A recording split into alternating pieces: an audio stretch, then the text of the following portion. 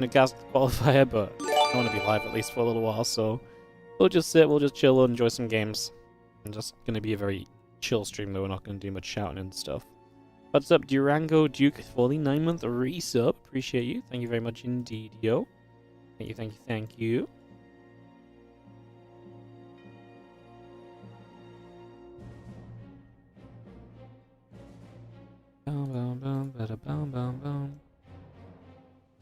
Alrighty,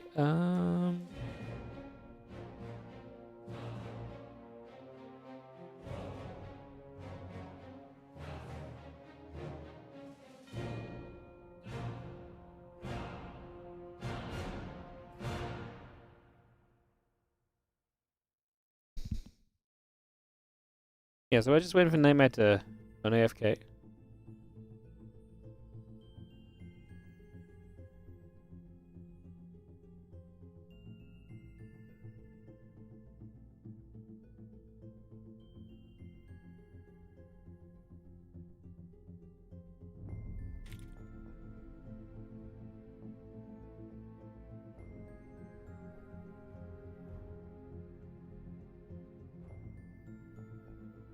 I'm just dealing with admin stuff already.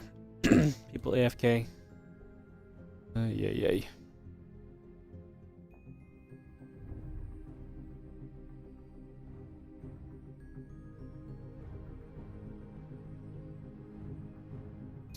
Yeah, but we're getting moving, guys. So, like I said, we're just waiting for Nightmare to un-AFK. Message some people.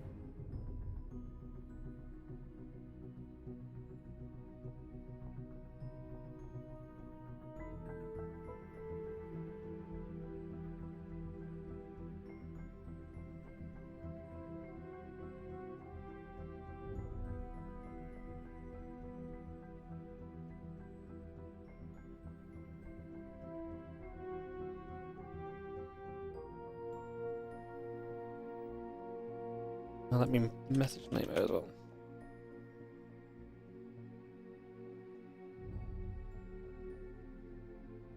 Coolio. Alright, making some progress, guys. Slowly but surely.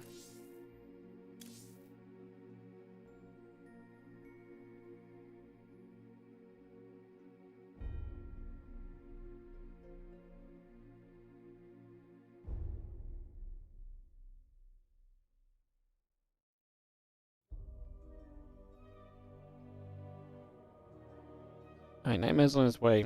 I'll be able to get this going soon. Get ready to go, and kick this off.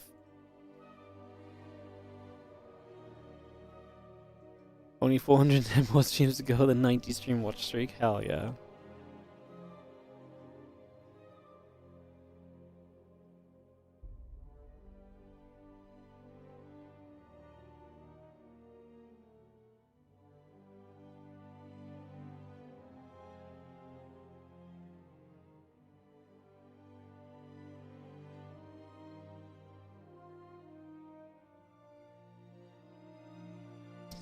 Cool. Alright, I think everyone's sorted with the admin stuff, so we should be able to just focus a little bit more on our gaming.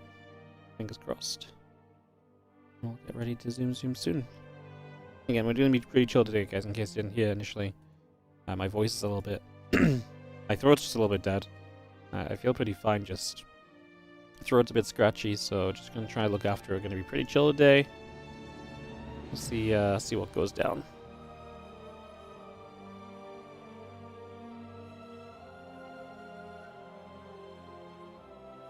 What goes down. Hell yeah. Alrighty.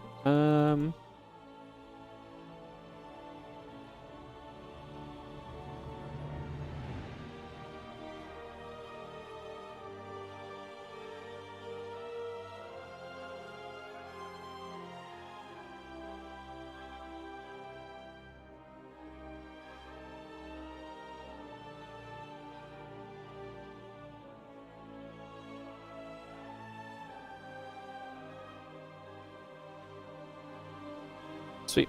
Alright guys, sorry, just some admin things as we go.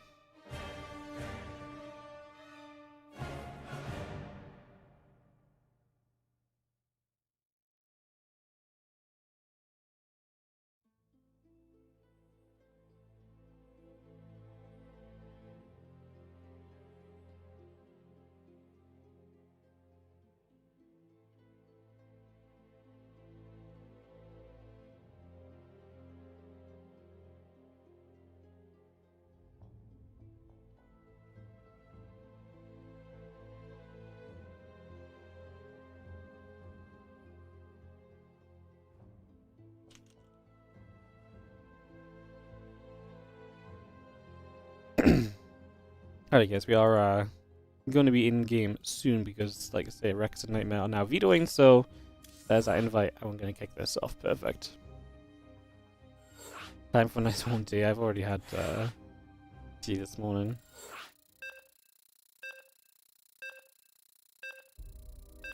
Alright, players are readying up. It's going to be Rex Nightmare in our first round. The winner of this goes into a qualifying match straight away, basically. And again, today's double elimination, so instead of just like this being a qualifying match, by being double elimination, you at least have to play a couple best of threes to qualify, and it removes some of the bracket randomness, especially when this is the last chance qualifier. You want to give everyone a chance to make it and not just get screwed because they are RNG'd into, you know, maybe the best player in the group or their worst matchup.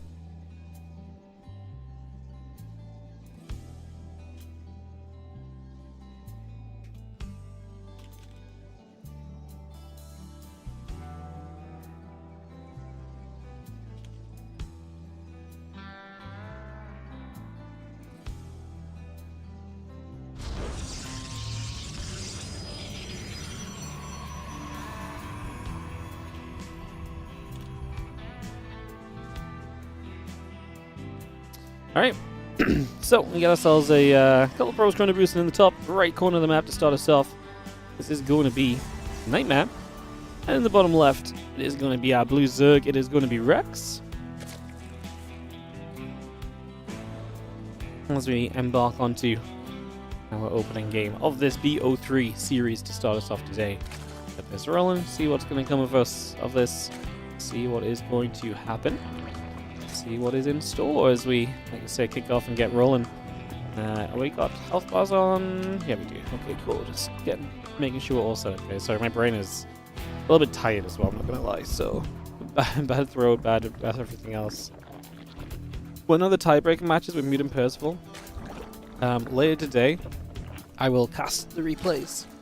Well, we'll see how this qualifier goes. We'll see how my throat's going. I will try my best to cast the replays, but I can't promise anything. So we'll see. We'll see how the qualifier goes. If it's only a couple hours long, we'll probably cast the replays. If that's a bit longer, I don't know if I'll make it. But all good as our next in Cybercore coming through. This probe is going to scout down to the bottom left-hand side to see a bit of what's up initially. Just trying to see what's going on, get settled, and get us into a nice solid starting point to begin with here in the early stages. A couple drones I'm going to pull through.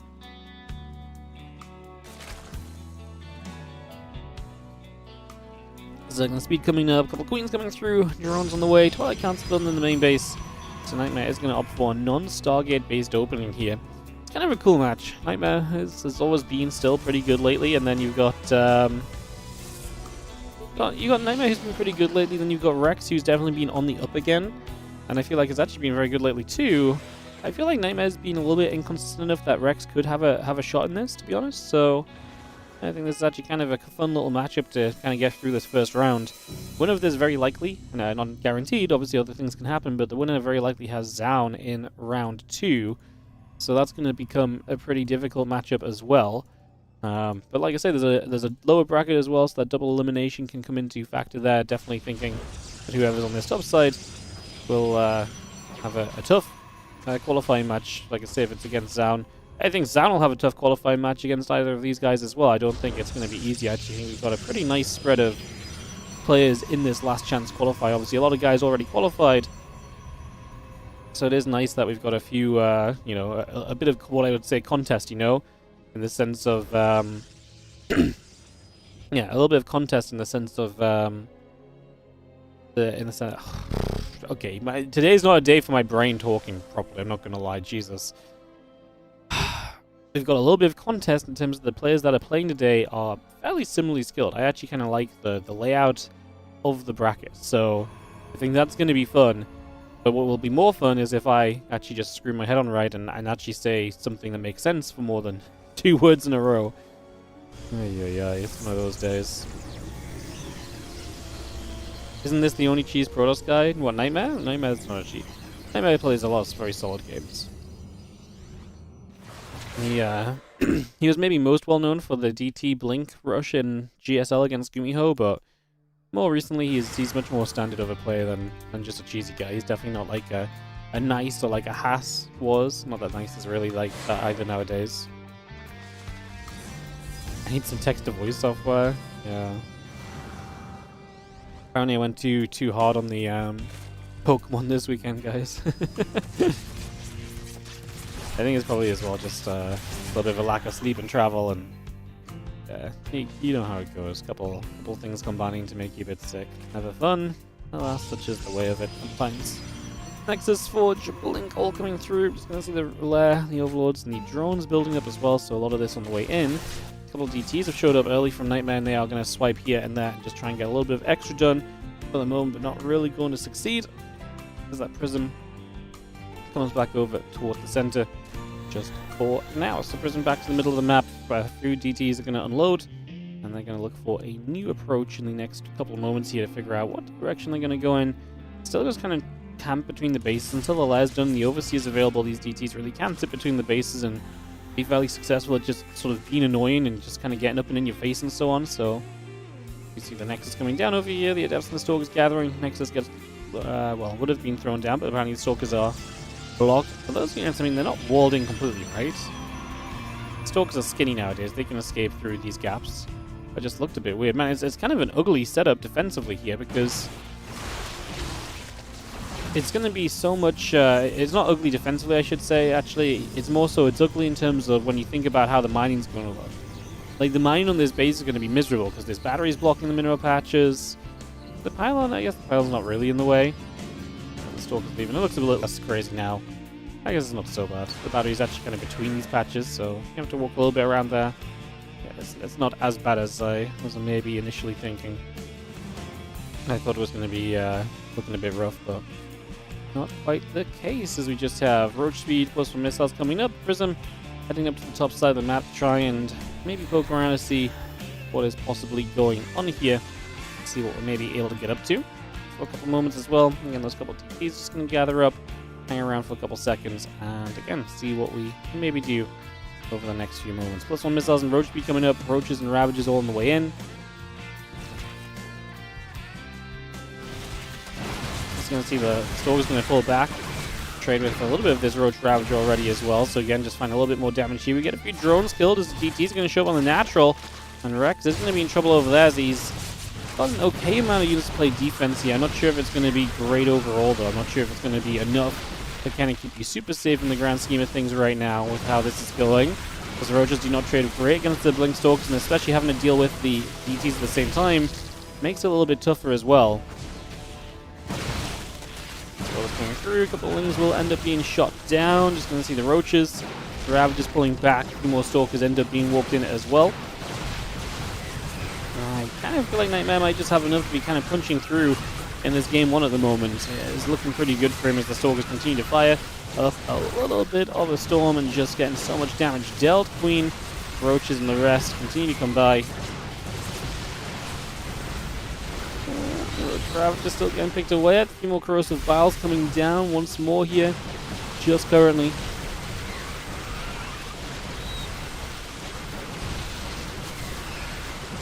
Stalkers just gonna eat the Vials. It's gonna be seeing the hatchery gonna go down as well. Roach Ravager still trying to get going. A few more Stalkers warping in on the side of Nightmare, so they're gonna come through. They're gonna step to the front. We are gonna keep this pressure up, as I mean, this base already going down is a disaster for Rex. At this point, Nightmare probably can just keep on trading with the Stalkers.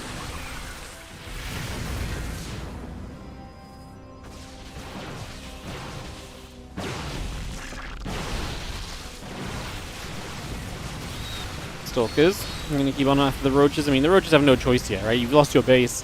I think you kind of... I mean, if you back away, you're just going to get bullied more anyway, so I don't hate that we're just kind of out the front here trying to make something happen. It doesn't feel great, but nothing really does at this point as Rex. You really are already a little bit... I don't want to say you're doomed necessarily, but, like, it's not pretty.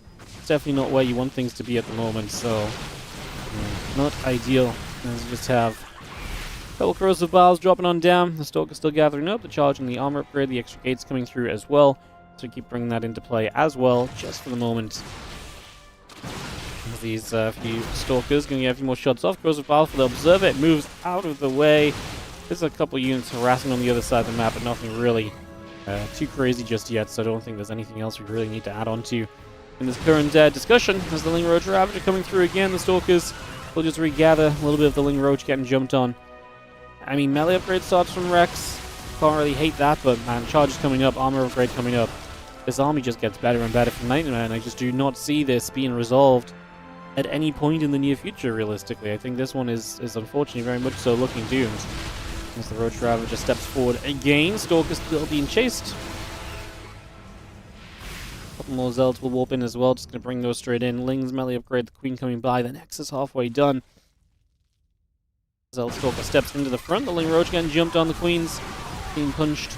And I mean, with Zealots in front, you're just even tankier than before, and these Stalkers just get to stand their ground and bully even more than they were previously doing, so it just, again, gets better. It's even better for the Protoss. I mean, this game is... It's just you can't lose the base, right? You can't lose that bottom base. It was already good trades from there. This was just, like I say, through a little bit kind of towards being a disaster. And unfortunately, that is the way of this. It's, yeah. Stalker's going to keep going. Ravage gets picked off. The Roach is going down. GG gets called. I think it's fair to say that this one is going to get wrapped up, and that will do it. Nightmare takes game number 1 of this best of 3. Nightmare just going full gateway, man. I mean, why not? He doesn't need to do anything else here, right? Like, at the end of the day, like, he kind of had this figured out already, so it was kind of just chilling for him. He was pretty well set from the very early stages, so... Again, game 2, we'll jump this half Casamigo 90 stream watch streak as well. Appreciate you. Coming up to some people getting 100 stream watch streaks. That's pretty crazy. Nice 2-0s against Nylon. He will play Spirit in the next round. Nice. Nylon was a round of 16 matchup, so it's Nice Spirit is the same round as this Nightmare Rex matchup that's going on. Like I say, there's some cool matches coming up today.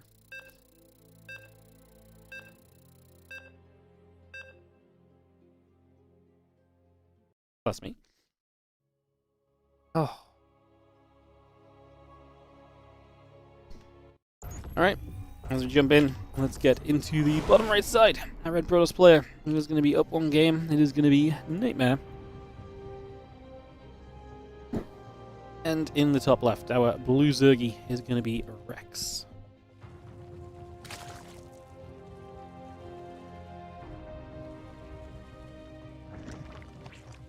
Alrighty. Game number 2, best of 3, underway right now. Get this started off and see what cheeky business we're going to get into here. Get this underway. Hatchgasm Pool all coming up to start with then. Going to be our beginning state of this, and we'll get that moving.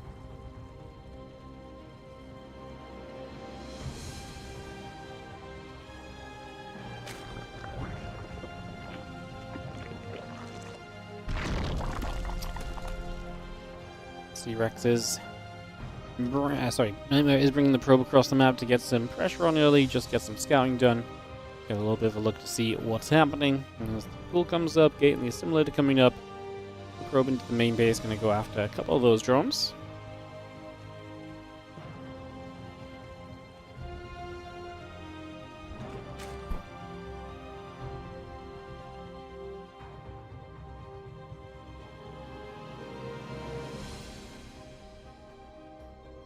Pulls back around the top. I mean, 6 Lings and Ling Speed coming through, so that early gas, early pool is coming into play. You can see this drone getting found, nibbling through some of the patches. There's only one drone, though, so...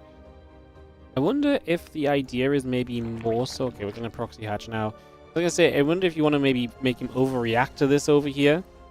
Or maybe you just proxy hatch here at a wall, because this wasn't looking good otherwise. The Zealot wants to step in on this side of the wall, which means the Lings can put damage onto this gateway. I mean, Cybercore is going to be done soon. We're not going to be that far off the depths.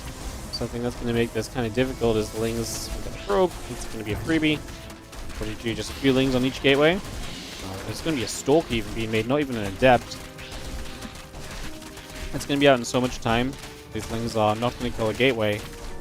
And if they don't kill a gateway, what are we really going to achieve here? Shield's gone. Stalker now about to pop. Did we build a few more Lings after this? We did. Ling speed on the way. I mean, I was thinking maybe we do... Okay, well, I tell you what, he's now distracted enough that now he actually does open this path to the side, and link speed is coming up, so maybe there is a chance here for Rex still. As link speed finishes, a lot of links ready to go. What's interesting is obviously the units are kind of walled at the front, so you're going to have to run into the main base to try and do damage, which is open. Now as the Stalkers run through, going to look for a surround on them. Oh, I feel like we did not quite go for the full surround there. I feel like you could have ran toward it a bit more. Now there's an Adept and a Zealot. I mean, with the batteries on this low ground is just safe. And Rex is not going to find enough with these drones. Unfortunately, that's not going to do what he's looking for. That is not going to be a success story just yet, as we do see the pylon. It's going to get jumped on by these few lings again. The Zealot and 2 Stalkers are going to be there to try and push their way through. A couple of lings end up having to back it off. The Zealot, Adepts, and the Stalkers coming around and just get everything settling here as the Adept Warp drones hatcheries build into play. Queen's still coming up. A couple lings coming by. The hatch is still coming online. Pylon Assimilator. The Warp Gate coming through too. The Zerglings will settle in the center of the map here and just hold map control. But, I mean, you did obviously delay your opponent a hefty amount. It's just you've also delayed yourself massively as well. So, not really an ideal situation for Rex, who is absolutely in a little bit of trouble right now. Rex definitely going to have to figure out what the heck he's going to do to try and get himself back into this scenario.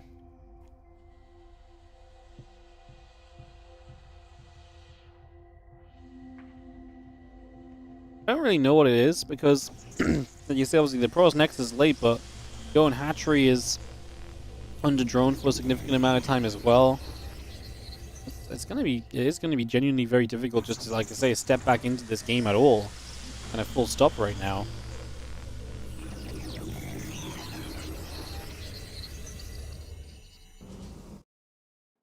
I guess you just drone and you just hope you don't.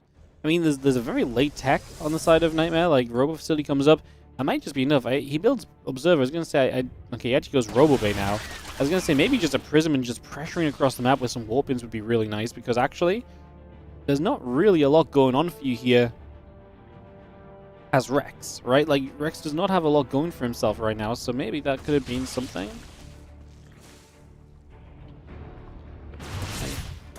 I mean, he's going to saw the Prism now. These units alone look scary, right? Just imagine we had the Prism coming up straight away. Like, the Prism could be flying across the map right now, whereas now the Prism's still not even halfway done. So I actually think Reinforcements will probably start to deal with this for Rex, but yeah, I actually think he's very fortunate his opponent didn't come swinging at him a little bit sooner. I think he's going to get a wrap around here, and that's, of course, what the Lings love. And this is exactly why I think this... Because, don't get me wrong, the Prism may not have been here yet, but it would have been here soon with reinforcements, and then the ability to micro makes it a lot tougher to fight. And for the sake of a few seconds of waiting, I think Nightmare would have taken a much better fight. I think this is actually how Rex does get back in the game, because Nightmare basically just gifted all of his early units. He's now playing Disruptors, which to me is almost a signal that he's going to play a very, very passive... Well, what? We're gonna, what, Prism Speed? And I say passive, like, he can't really step on the map and take an army fight. He's just gonna do a lot of chipping and picking, and he just doesn't have the army quality to really do much else. There is the Prism and the first Disruptor coming through, I think. Well, I don't know if we saw it through the line of sight blocker, probably not. Definitely didn't, because he didn't pay attention there. That's actually a massive Disruptor shot to start us off. Rex eats a Disruptor shot to the face. Ouch. That does hurt. Well, Disruptor will try and find its way, and Queens will zone. It's a dead Queen. Oh, it didn't quite have enough. I thought it was dead. I thought he just had enough to get the kill there. Obviously not the case. Ouchies. As the Prism pulls back over, heading to the bottom right side. It's weird because the Lings, the Prism is not going to, the Disruptor is not going to do much against Lings per se. Obviously, if they're sat AFK, sure. I'm just going to be playing very basic units otherwise. I mean, we've got Adepts protecting this third base. Twilight Council finishes. What do we go into? What tech do we go? We are going to go Blink, okay. So just a few Adepts to play defense, and then we're going to start trying to make our way to Stalkers. Rex is going to have a, he's building a Spire. He's already building Roaches and Roach Speed. I actually think with this situation, I don't know if I would have hated it if he just decided, you know what I'm going to do? I'm just going to full send. Like, wow, 5 drones go down. These Disruptors are finding value. I wouldn't have hated it if he just full sent like a Roach Ling attack and just was like, yeah, let's do this. Let's see what we can achieve. I actually think he would have had a lot of potential there to see success. His disruptors are chipping away. I mean, obviously it's scary playing the slow roaches. I mean, you could have waited for Roach before you went with them, though. Now there's going to be 5 gates coming up. Now there's going to be Blink Stalkers against basically a Roach Ling army, maybe a few meters. Which Blink Stalkers are also going to be pretty reasonable to deal with. It's not like there's going to be a massive meter cloud, because it's just not that kind of phase of the game for that.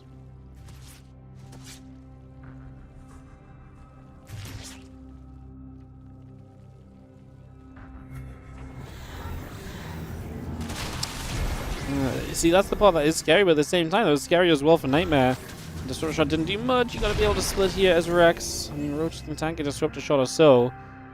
It's just now, anytime you take a shot, these Roaches get softened up for the Stalkers that are coming in. I just don't know if Rex, I mean, now he keeps on droning. I mean, these Disruptors really did do very decent damage at the end of the day, right? Like, they ended up doing a fair amount, so hard to really speak bad of them. And I think that is part of what's allowed Nightmare to step back into this game for sure.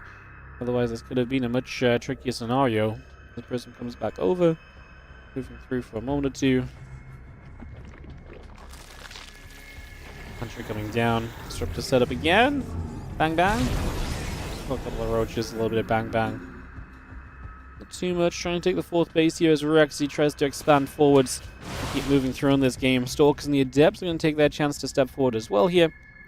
And with the Prism leading the charge, Nightmare takes a step to the upper side. Ling, Roach, Ravager coming through. Prism going to get turned around a second. Double Disruptor just going to come in. Good connection up top. Gets a few Roaches, man. The Disruptors just keep adding value. You just got to be so on top of what's happening with those Disruptors, because at any point you can just take so much damage if you're not paying attention, which is just absolutely brutal, obviously. So you got to really just stay on top of that. As a Death Stalker Disruptor gathers, the Prism overhead with a couple of Disruptors inside, still chilling. Got Pain Speed about halfway done. The melee upgrade coming up. You see a few shots onto a couple of the meters that come around the side, but I really think Rex could have probably just... I mean, it's a weird game to read, but I actually think he could have seen success just if he went pure... Oh, God. If he just went for the Ling Roach attack. Like I said initially, like if he just sent it with Ling Roach, didn't build a Spire and so on. I understand the Spire because the Spire should, in theory, help to deal with the Prism speed, but by the time Mutas came out, we weren't even really harassing with the Prism like that anymore. It was ready for the full-on push, and you never really had enough Mutas here to really kind of be scary against a full-on push, so that part of it feels very rough as well. That's just going to be seeing the Disruptors still threatening. That one stopped short. This kind of brings me back to the last game where it just feels like we're going to keep on trading. A couple more Corrosive Vials, forcing the Stalkers back again. Keep on stepping through. Ravager gets picked off, with more Corrosive Vials coming in once more. Stalkers still dodging out of here. Melee upgrade, Roaches, Lings, Ravagers coming in. Extra Stalkers getting walked in as well. A couple Corrosive Vials landing into these Stalkers. More Corrosive Vials again coming through once again.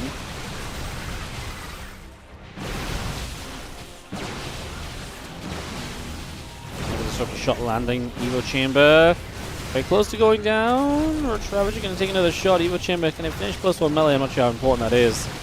Yeah, I mean, we've got some Lings on the way. I just don't think Nightmare loses from this position. The Disruptor's got too much done. I think if Rex looks back in this game, like this maybe feels like a game for Rex where he's like, well, he didn't have a great start. But I actually really think if you look back, there's a lot of potential here. You just couldn't let the Disruptors do as much as you did, and I think you had to be a bit more just straightforward with your own pathway of kind of what you were going to do, you know? Two more Vials once again. Stalkers show up. Extractor taking damage. Corrosive Vials. Trying to land, not quite able to.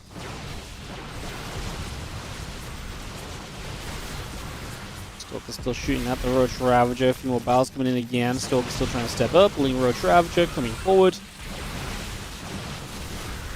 Vials one more time. The Stalkers just step backwards. We are apparently counterattacking with a couple of meters. They find some pros, but I think this game is just a little bit too far gone. As the Vials come in one more time. A few extra Stalkers warp in. Looks like Nightmare is going to move through to what will be a qualifying matchup for him.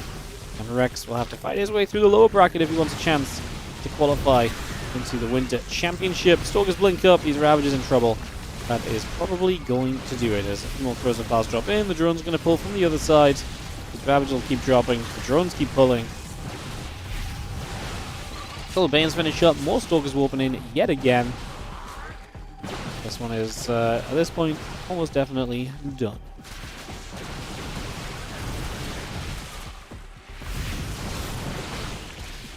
Just waiting to see the final GG, which, I mean, Rex is obviously well within his rights to be trying here. He's not dead in terms of, like, he's still got some units. He may as well try and find the fight, but again, long term, we can definitely see that it's not going to be good enough, and the numbers have gone so heavily in Nightmare's favor the last few moments that, yeah, we can definitely see the excitement of this one is definitely no more. And that's the kind of blank forward that says, get out of this game, buddy, because we're done. And we are definitely done. GG says Rex to the lower bracket he will go. Nightmare will move forward to play against Zoun or Mute. Mute who defeats Let Alex. So, it's a fun little result. Alex will drop to the lower bracket.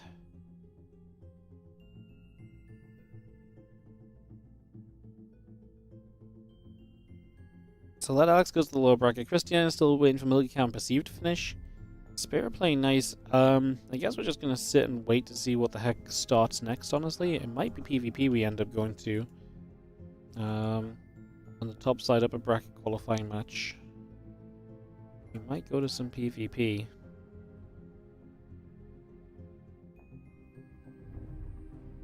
Not sure just yet though, so we'll try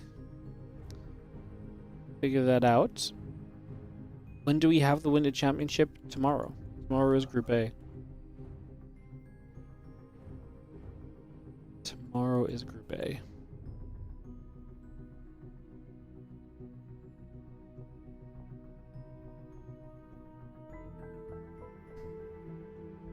So yeah. I'll tell you more about Group A when I confirm with some of the players today their availability. So yeah, that's slight work in progress.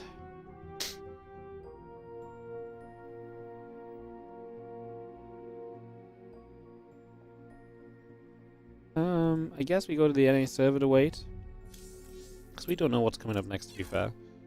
We could maybe, to be fair, if Milky Cow beats Perceive, we could go Milky Cow Cristiano and then just follow into that qualifying match. We don't necessarily have to cast the upper bracket qualifying match. The Nightmare versus Zoun or Mute match. That will be PvP, so... Maybe do that. They've been in game a while. 15 minutes. I don't know if Milky Cow beats Perceive. Perceive's been slowly getting better, actually.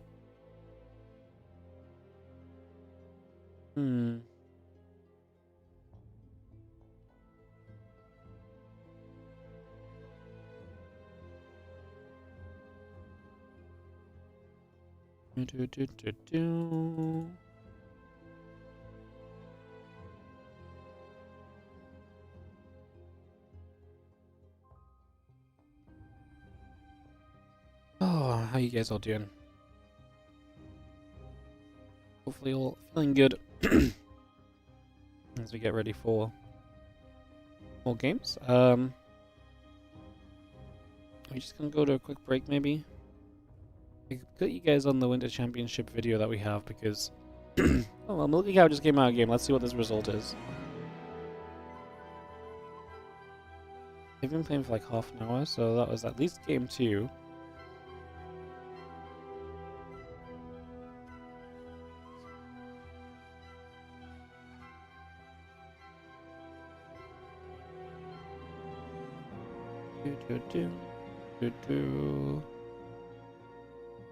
Bracket watching, guys. Zoun just came in a game. He's loading into another game, so Zoun's not done yet.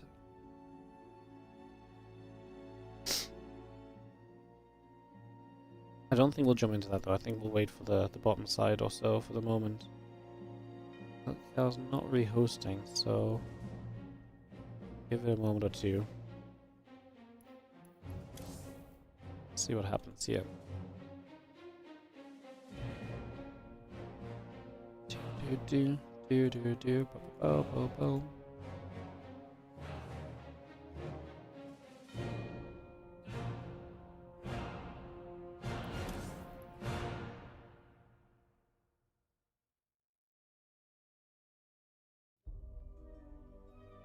Yeah, nothing just yet. Zoun meets the bang game. I want to try and avoid casting loads of PvPs though.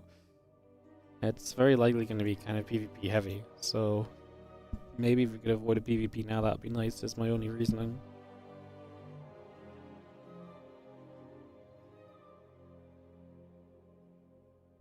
At this point, I'm too late to join. They already started.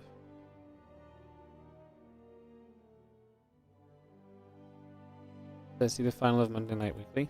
No.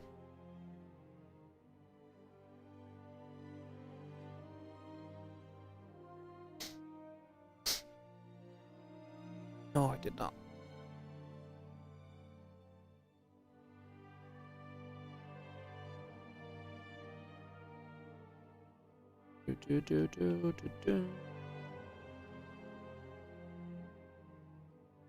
Milky did not go back in game, but there's also no result currently on the bracket, so just waiting there.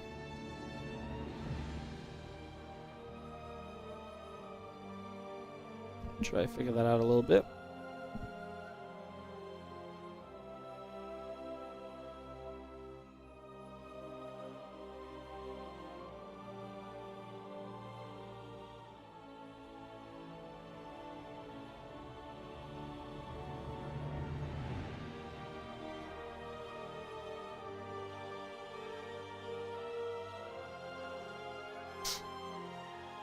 Looks like Perceive just came back online, so maybe that was a relog that was happening.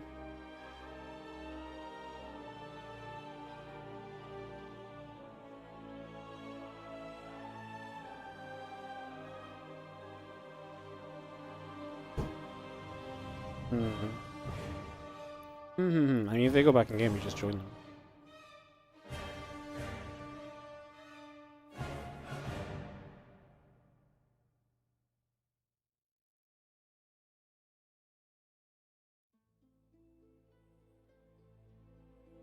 Just don't know what that looks like right now.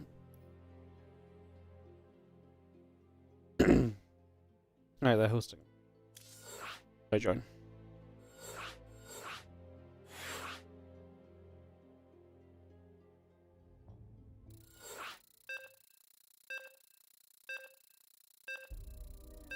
If they can get this go to me quick.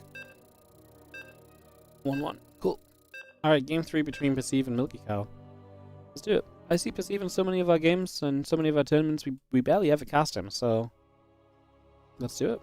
Also, it's not WardiTV Monday, let's fix that.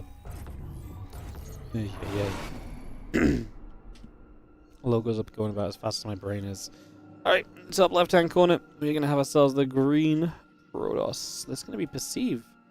It's 1-1. Someone I never really heard of, and then they just started playing and doing well in the tournaments and the brackets, and slowly kind of fighting their way back and upwards and into some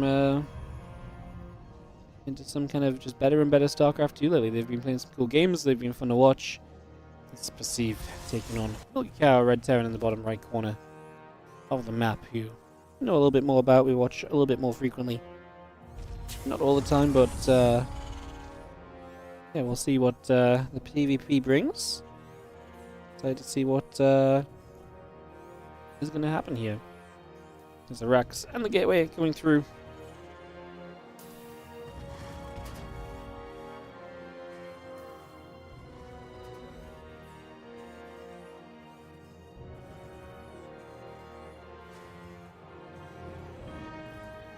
Let me just take a couple moments, guys. Gonna take it easy here.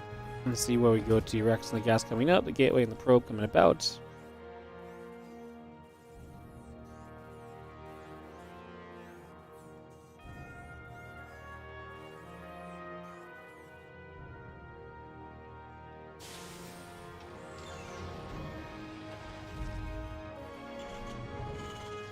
Factory comes in. Gonna see the orbital coming through. And again, the Marine. Reducing up alongside. There's not really much to talk about just yet. It is, I guess, factory before we expand. Not super crazy or anything, like I say, maybe worth mentioning, but not really worth talking about necessarily, because it's just so standard and typical, especially if you want to be just a little bit safer. Getting that factory up early is only going to be good for you.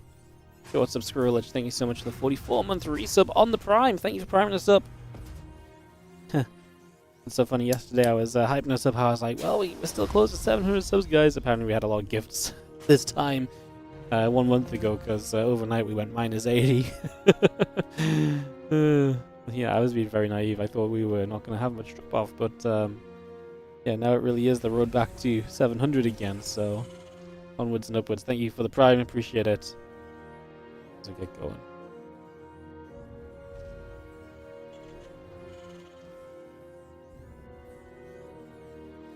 Why is the greatest terror never Maru missing? I mean, he just doesn't like playing smaller tournaments. He doesn't feel the need to, so yeah, our tournaments are not usually ones that captivate Maru, Serral. I replayed a couple of our Korean Royales that were like straight up just 10k events.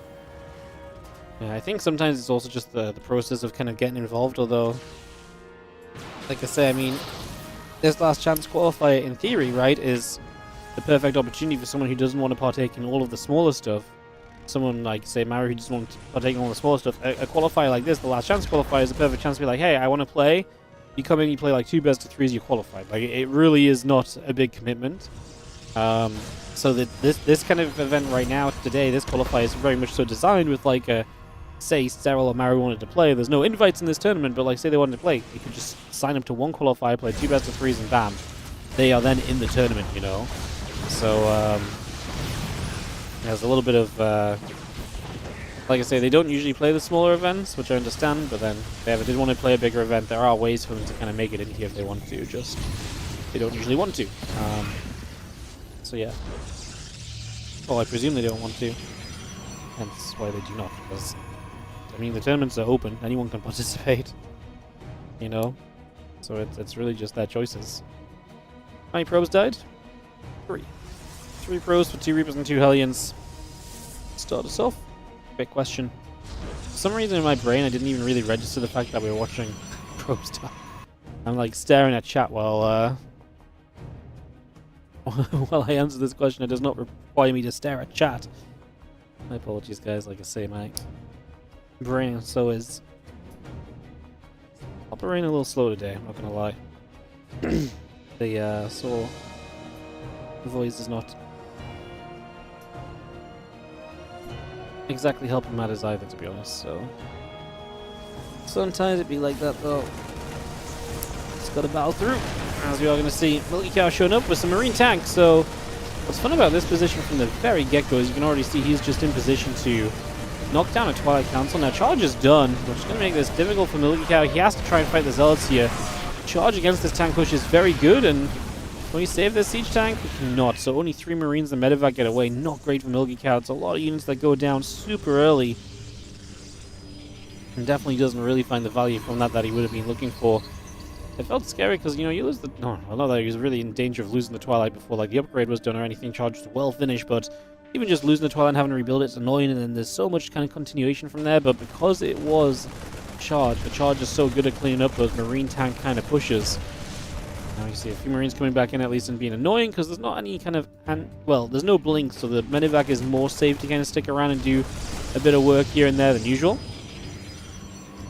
And it tries to do a little bit of something. A few Marines come back over. Here's the barcode. It's Perceive. Perceive. Korean Protoss who we don't really know outside of playing in some of these smaller events.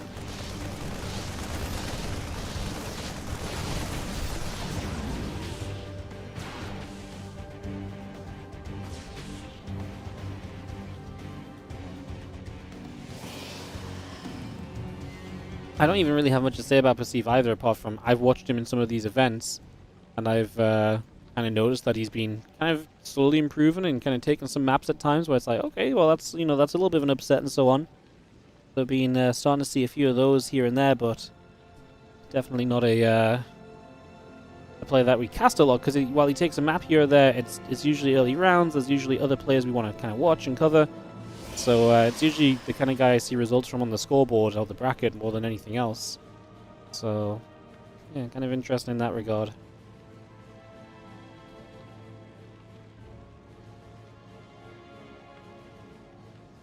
Well, we have another shove from Milky Cow. This feels a bit crazy, man. I always just look at these kind of little pushes on the map. I'm like, really? Is this gonna be enough to do something here? I mean, Stim Combat done soon just doesn't feel like a lot of bio units. You know, the Marine Marauder count here feels pretty significantly low right now. Medivac still bopping across as well, so they're going to try and see what else is going on, just see what else is up. I'm just going to see a few bio units unloading from the Medivacs, and we get ready to push. As we head up over here, because of shells and +1 coming through, it's going to see the bio going to take a stim on this base. There's a drop over here right now that distracted some of the zealots. Okay, that's the rest of the army though, and that's going to show up pretty quickly. It's actually going to be pretty damning. It's going to be a very solid pushback against this, to be fair. So yeah, that does kind of play a pretty solid cleanup for a few moments. Armor upgrade, armor upgrade, extended thermal lance still coming through as well. Continue to bring that into play for the moment here.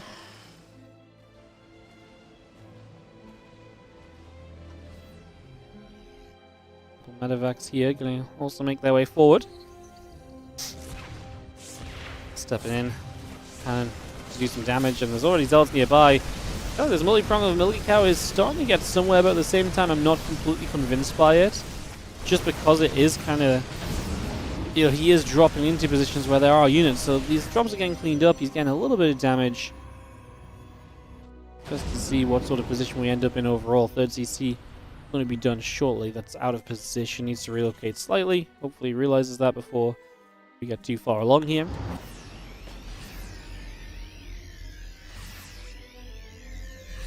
Medivacs will take the chance to do a bit of healing as well. Bring a little bit of that bio army up to health. We do see the cannons coming through. Templar Archives, Battery, Gateway still coming through as well. Starport and the Armory building also.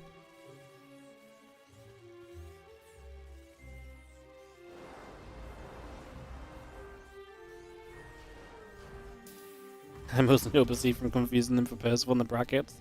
Yeah, it's easily done. I've definitely done that myself before. It's like, it does say perceive, but like, it's just very close to saying Percival, you know? Very close to saying Percival. Alrighty. Yeah, a little bit of bio. Gonna come moving along. Still hanging out in the center.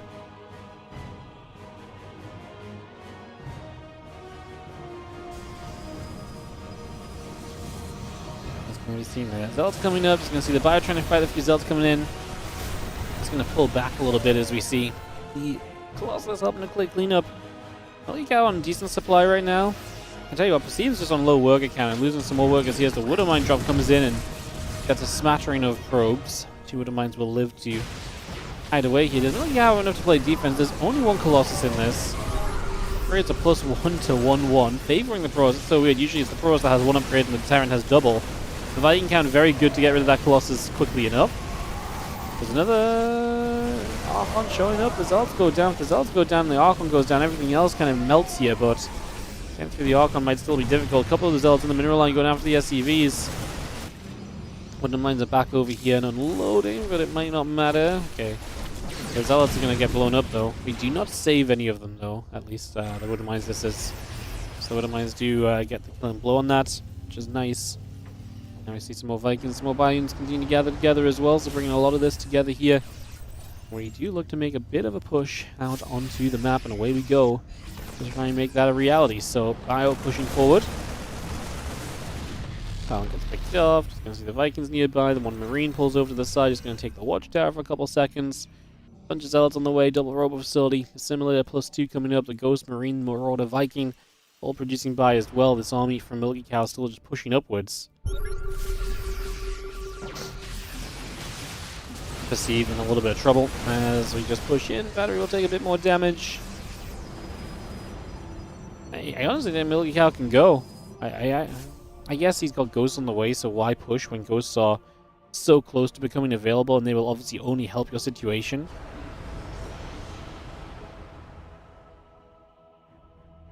Doesn't really make sense, does it? Viking. That's picked off. take a stim of the store because we are splitting a bit. I really just feel like with a couple of ghosts, Milky Cow's going to feel good to commit.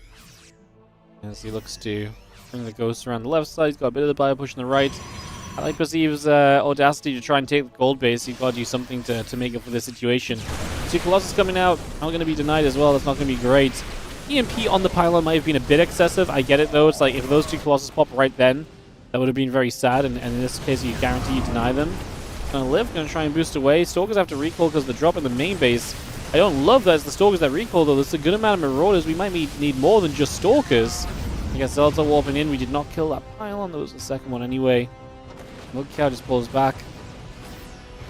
I think Milky Cow made this way fancy than he needed to. I mean, kill the depower the Robo, but the drop on the main maybe could have hit sooner. Because actually the drop on the main was not really well synced with the rest of the attack going on. So unfortunately that did not really kind of make it complicated, I guess, enough for Perceive, who kind of gets away with a little bit of something that I feel like.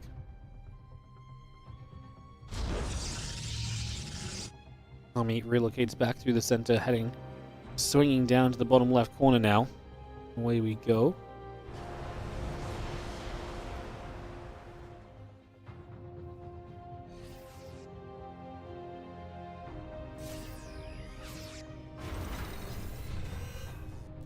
Big push up to the top.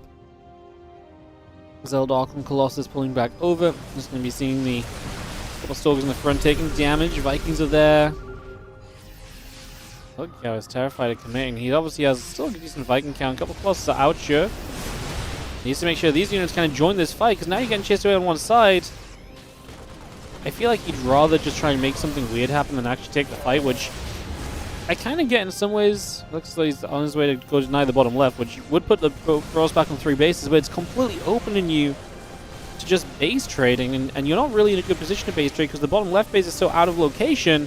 Perceive is going to get the chance to jump on this Milky Cow army, and I think Milky Cow has let an opportunity kind of arise here that did not really need to arise, honestly. Because now Perceive is going to be in this main base, and Milky Cow, like I say, the base trade is not going to continue well for him because he denied the bottom left, but you're nowhere near the other bases that you want to shut down in this scenario, which obviously makes this kind of difficult. Let's see, the couple Colossus still laser beaming orbital command, and a lift off once again.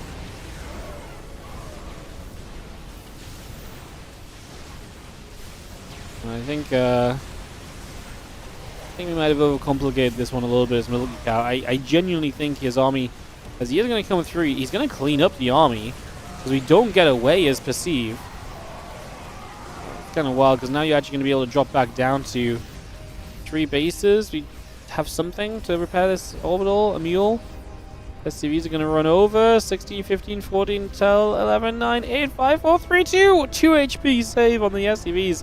That was clutch. He actually did need to fly the orbital toward the SCVs to help out there. Maybe Milky Cow is still just fine because he just goes across the map and wins the fight now, but man, this really got, like I say, a lot more complicated than it felt like it really needed to be at first. I felt like this was going to be a much simpler situation than what we ended up with. Bio stemming up, making some moves, looking to get in.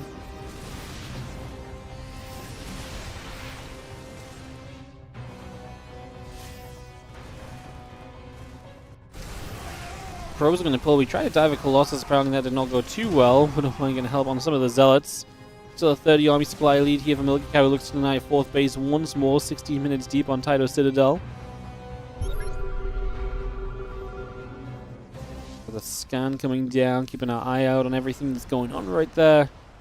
Milky Cow going to try and lead with the Vikings. I mean, now there's 3 Colossus, it's genuinely a fairly dangerous amount. Going to turn, a couple of Zealots taking some hits.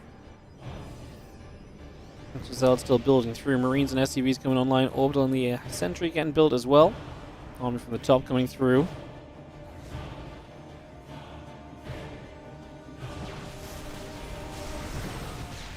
But if that gets picked off, now the Bio going to sim towards this 3rd base. The rest of the Bio going to come across here. A couple of probes going to get jumped on. So we'll see those getting cleaned out. I mean, we've got a long distance to find something. This base going down is going to be disastrous. I mean, we're across the map, but this army is now stuck. I mean, this time, Milky Cow maybe just wants to... I mean, this time Milky Cow's in a better position to actually base trade, first of all. So that's immediately going to be a positive, if nothing else. Yeah. Got a bunch of bio in the main that's just going to try and find a way to fight. That was maybe an early stim on it. He gets stim after Colossus. Prism doesn't save it. Gotta do everything we can right now, and that does not exactly help you as bio on the main is doing the work. We didn't kill all the probes on the low ground. They could be running away right now to build structures elsewhere. Obviously, Terran can float some structures away. Some Vikings got away from this main. I mean, getting the Prism would be kind of an annoying thing to be able to do here, but it's not happening just yet, as the starport is going to go down. All the bio still navigating this main. 71 to 55 army supply currently. Milky obviously escapes with some structures. He's got a bunch of bases here. I love this planetary because that actually does just make sense. Double planetary is going to be tough to break through, especially with this army. Stalkers are not going to kill a planetary super quickly. If you have the resource to repair, especially, it's going to do a lot of damage to you. Milky going to go after one more base. That's going to reveal the opponent. There is a probe on the map that's building some additional structures. The Vikings should land here as well, just extra damage output behind the planetaries. I guess this orbital doesn't fit here, otherwise we would have walled off with it as well. Anything you can do just to wall off and help in this situation. So we are going to knock these rocks down. Sieve is revealed. Is he going to just go run across the map? It looks like he might.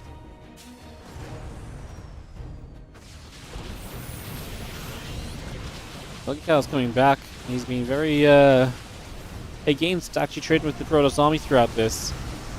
There's a couple of hallucinated Colossus coming down. We're going to be able to ignore those now with the scan. EMPs delete the Archons. There's just zero hope. The planetary is not going to die in this scenario. The Zealots will not break through. It's going to be GG as the hallucinations fall. Everything else falls. Milky Cow will take game 3. And quite the chaotic affair. GG's.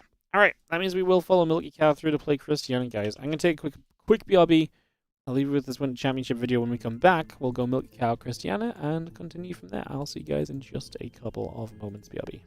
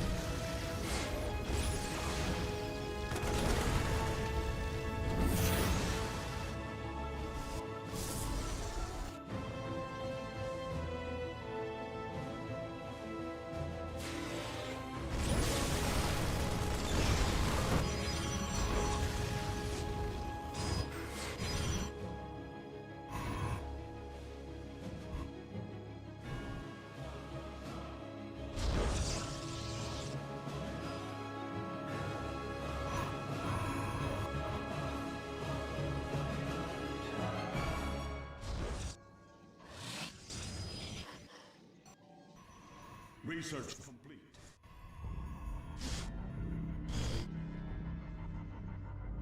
Glorious combat is upon us.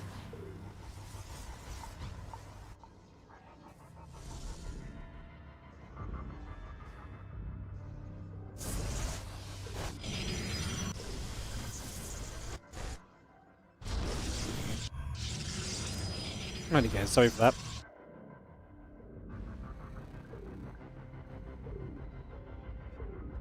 As you can see, we joined Cristiano vs Milky Cow, game number 1.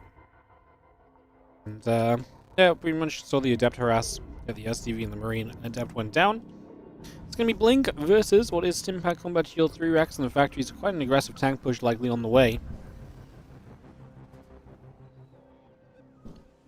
Backed up guy, that early stim can really hit hard and catch the Protoss off guard sometimes, so we'll see just how exactly that is going to go down.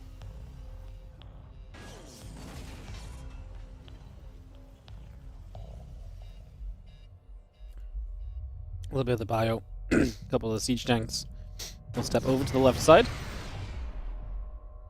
A couple stalkers will come through as well.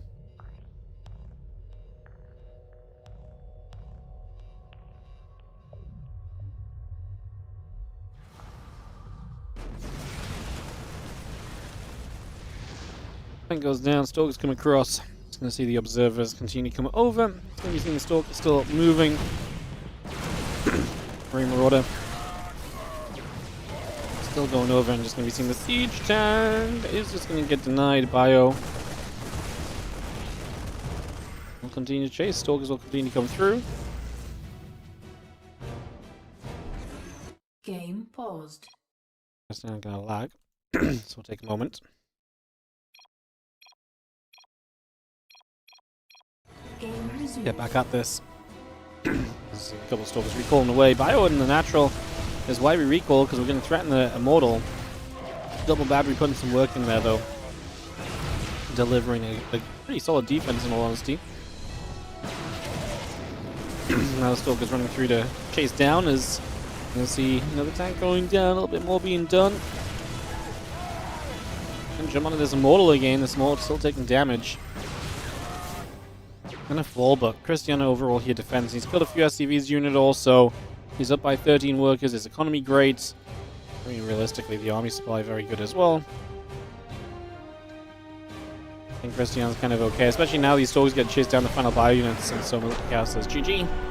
Cristiano takes the 1-0 lead. Elsewhere on the bracket, guys, so Spirit and Nice are still playing. They're playing a long series, but also Zoun and Nightmare are playing as well. So that is happening. Rex is going to play Perceive in the lower bracket. Mute is going to play Nylon. So that is all going on.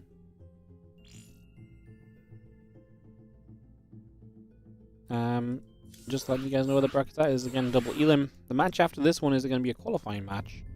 We'll talk a bit more about that when we get there as well, to be honest. So yeah. Counting down for game 2 of Milky Cristiano.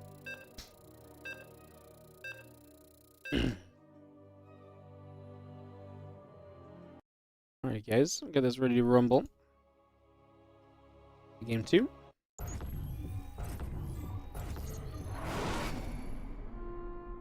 In the top left hand side, Milky Cow, our red Terran, taking on Cristiano, our blue Protoss.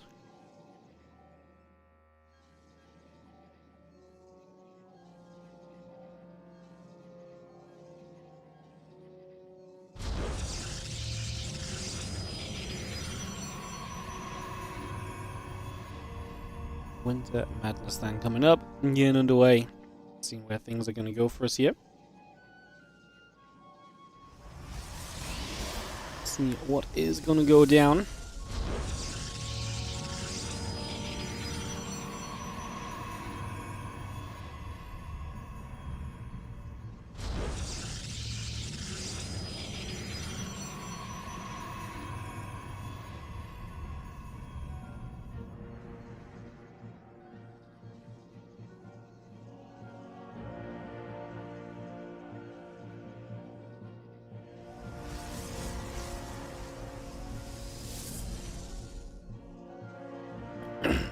So there's an engineering bay block to start us off.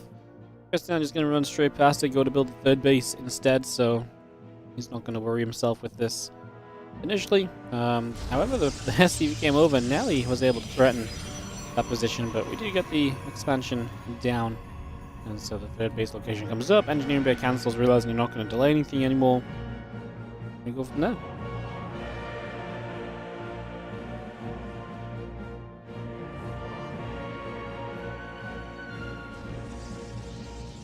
Alright, Sebik on the Nexus still coming through.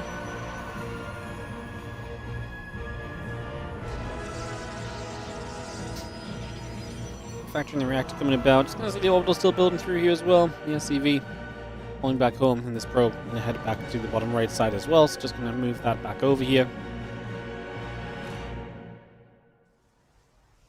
And this probe just gonna come one by and get set to mine. We'll see maybe with that third base location if Milky Cow does something to try and take advantage of this game. Is it proxy a starport? He's going to proxy a starport. It does look like that, doesn't it? It really looks like that. So yeah, proxy a starport and I guess just drop straight toward the main base through this bottom side. Could be kind of a cool direction to go in. The vision down here is not going to come as something that you're going to, prioritize necessarily, so yeah, I kind of like the idea. Kind of a cool idea to start us off here.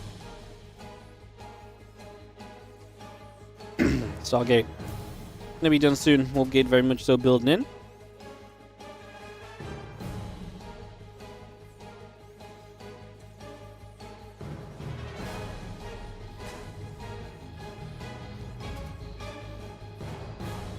So we'll get this starport up. Medevac will be on its way, and we will see how aggressive that can turn out to be. see what sort of damage we can do on this as we gather up otherwise. And a couple of those adepts are going to join together here. Oracle and the Wolfgate coming online already. And yeah, Oracle's still chrono boosting for a couple of moments. Nothing too crazy, really. I mean, Stargate, I guess, is kind of interesting. Stargate's very good at helping you defend against, like, these Hellion drop things. It really depends if you're in position in the first place, because having a Stargate's all well and good, having the Oracle's great, but if it actually goes onto the map, it doesn't matter. Funnily enough, we're going to keep the Oracle here, because it's going to keep you kind of, because you're going to kind of wait a little bit. We actually are going to go drop only 2 Hellions in. Because Cristiano's going to get a little bit of a heads up, and they want a timing for this probe to run over to the natural. Wow, that's amazing. Now this Oracle activates. Wow, quick pickup from Milky Cow against this. The other 2 Hellions going to run to the third base. This split is feeling good, but then the battery is in position on the third as well. Just going to have to come and evacuate these other 2 Hellions. Now the Oracle can't stay active forever. It doesn't have endless energy, but now the Phoenix comes down. That's going to help to basically put a timer onto this medevac. As the Hellions drop down, we will see one of them lifted. We will finally one-shot a probe or 2. And this went so wrong. I mean, can we get some kills in the main base? We still have one-shot potential, so maybe this is where it adds up, because the Hellions are going to get through. The shot there was out of sync. 5 workers. Man, it just felt like there was so much opportunity to do damage here, and it just slips away from you. I think there was more potential to do damage there than what there was. 5 workers, damn. It just felt like that was going to be like a 10+ worker kill situation, right? And don't get me wrong, 5 is okay, but again, you proxied the starport, all the Hellions go down. We didn't really lose any mining time as Cristiano because the probes were just next to batteries. So you didn't have to pull the probes away as you might usually do, which is one of the things we often talk about as like a little advantage in that sort of scenario, right? As the Marines and the tank head to the bottom right side.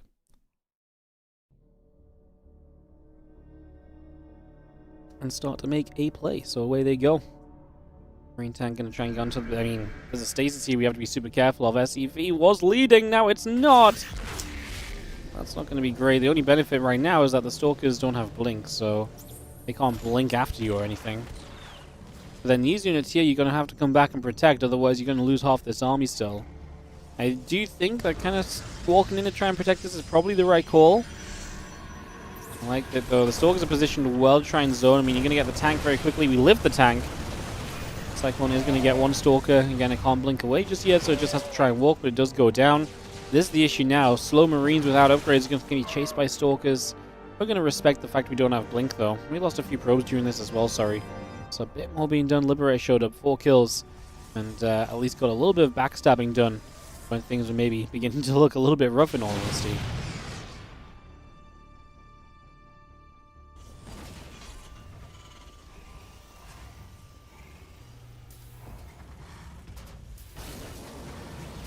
Marine tank pulling back toward the top. You can see the Stalkers still coming through, going to get the Cyclone that was there. It's going to be a nice easy pick. The Oracle now moving through as well.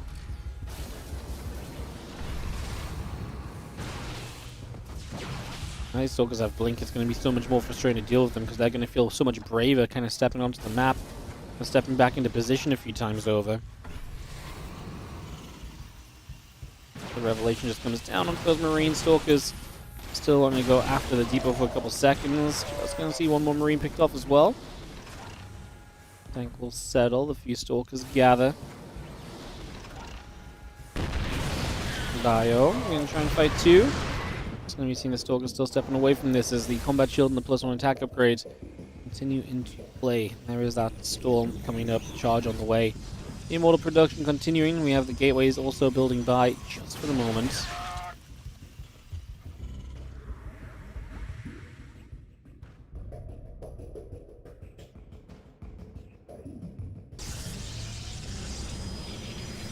Here's Cacdella, Milky Cow.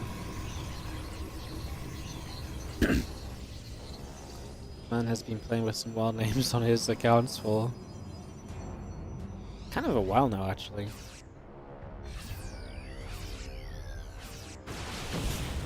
That is one hell of an SCV pull. That definitely makes me believe it's Milky Cow as well. As Cristiano tries to kite back, obviously buy some time here. Storm's about to be done. Storm amazing against SCV pulls, especially in this day and age, because zoning takes, it zones for so long. In this case, if you zone for long enough, you just get so many units in. And in general, like, the SCVs don't add a lot against SCV pulls as well. First Storm was okay-ish. It is going to put a lot of damage on a tank, but that's about it. The SCVs just trailing forward still. Miscontrol from Milky Cow. Not ideal.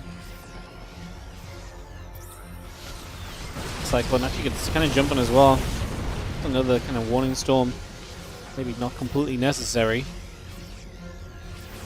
Cristiano going to recharge one of the temple up with even more energy. I think the great thing so far is that he's using storms, yes, but he's not consistently using them. It's not like he's just going storm, storm, storm, storm, right? Like, if we were storming non-stop right now, then he'd be out of storms and maybe be in some trouble, but he's only dropped a couple. Over a couple of minutes. Just going to start committing forward. These ults around the back and distract, and that's going to really give you the freedom for these Immortals to get in reach of these tanks. The Phoenix will do its part of lifting one tank up as well. It was a little messy, but it was good enough. Cristiano 2-0 into the qualifying matchup here today, as he will play against Spirit. And meanwhile, Zoun already wins out over Nightmare, so Zoun is qualified.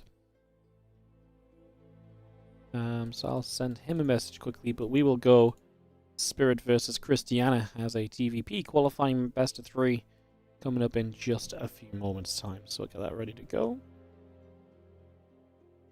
Perfect.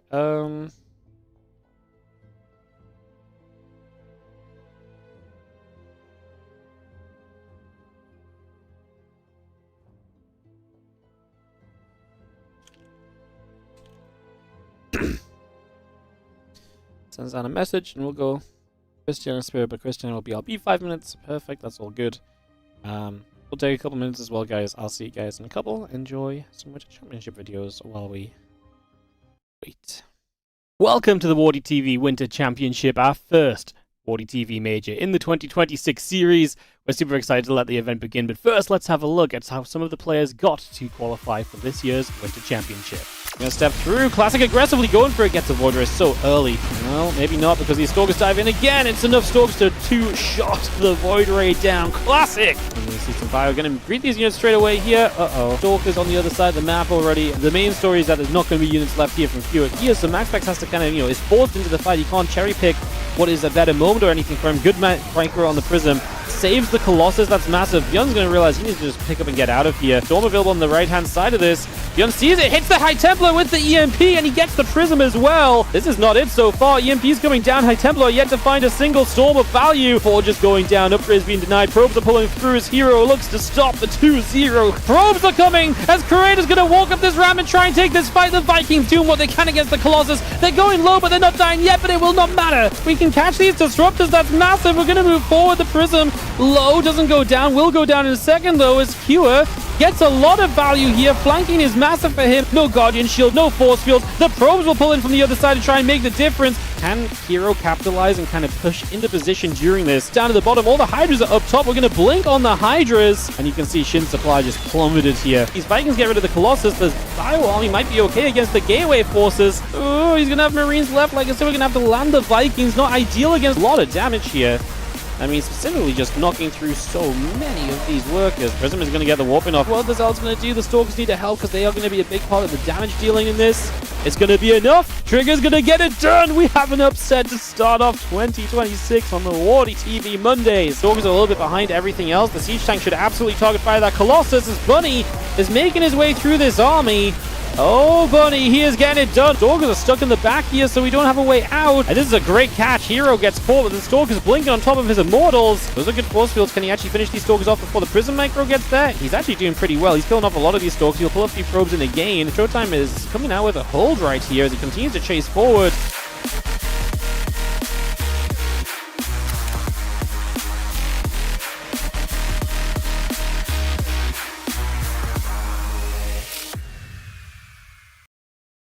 Welcome back, guys, as we are just waiting for Cristiano. He's BRB a couple minutes still, so it will be a few minutes before we go into the next matchup, which is going to be Cristiano versus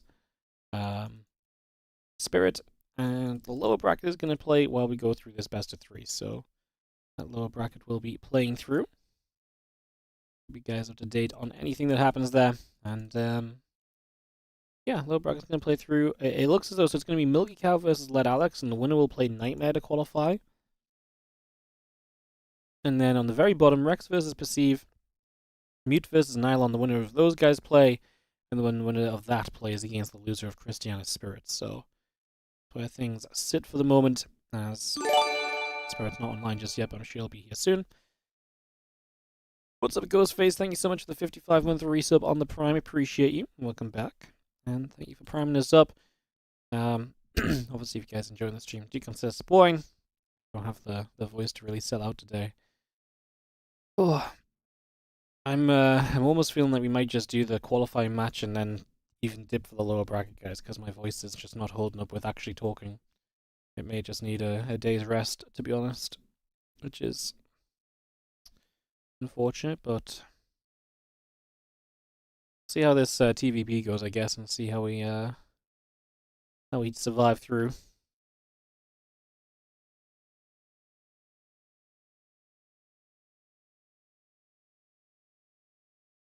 Thank you though, Ghostface, for the 55-month resub on the Prime. Big. I feel fine. My throat just sucks. I'm a little tired, but like my throat's just like decided to die on me. A little bit too much played the Pokemon cards a little bit too hard this weekend, man. Clearly, every time I put Pokemon down, I was clearly like, I choose you. Yeah.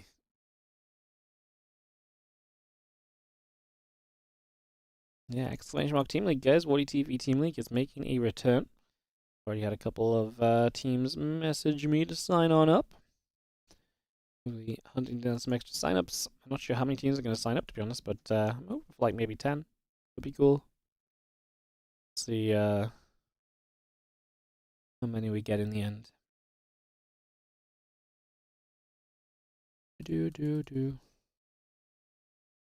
That that music that we keep using in the WardiTV videos right now is like really in my head. It's like it's stuck in my brain at the moment. I know it's just like basically the same little bit like on repeat, but it's like I think that's why it's just it's there, you know. Yeah.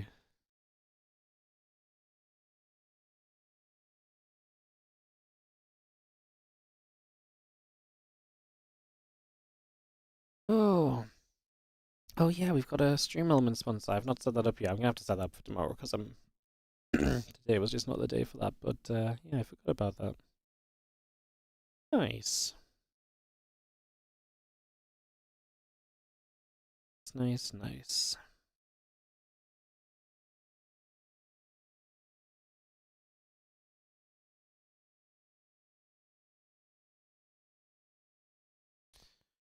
Yeah, we're just gonna wait for Cristiano Spirit there. They're just setting up and stuff, guys. Like say Cristiano went BRB, so when he's back, we'll get the video started. We'll go into that TVP qualifying matchup.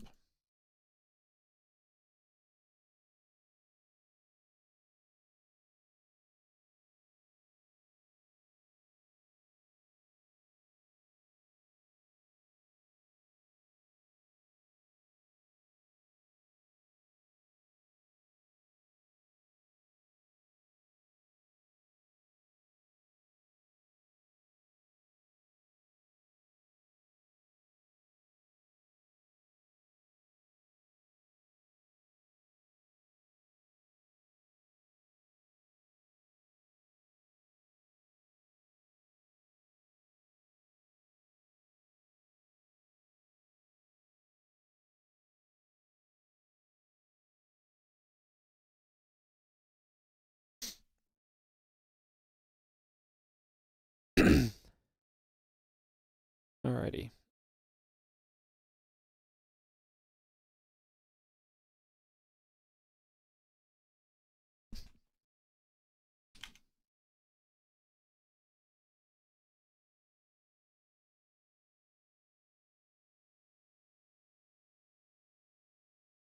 Cristiano's still AFK, guys, so just chilling.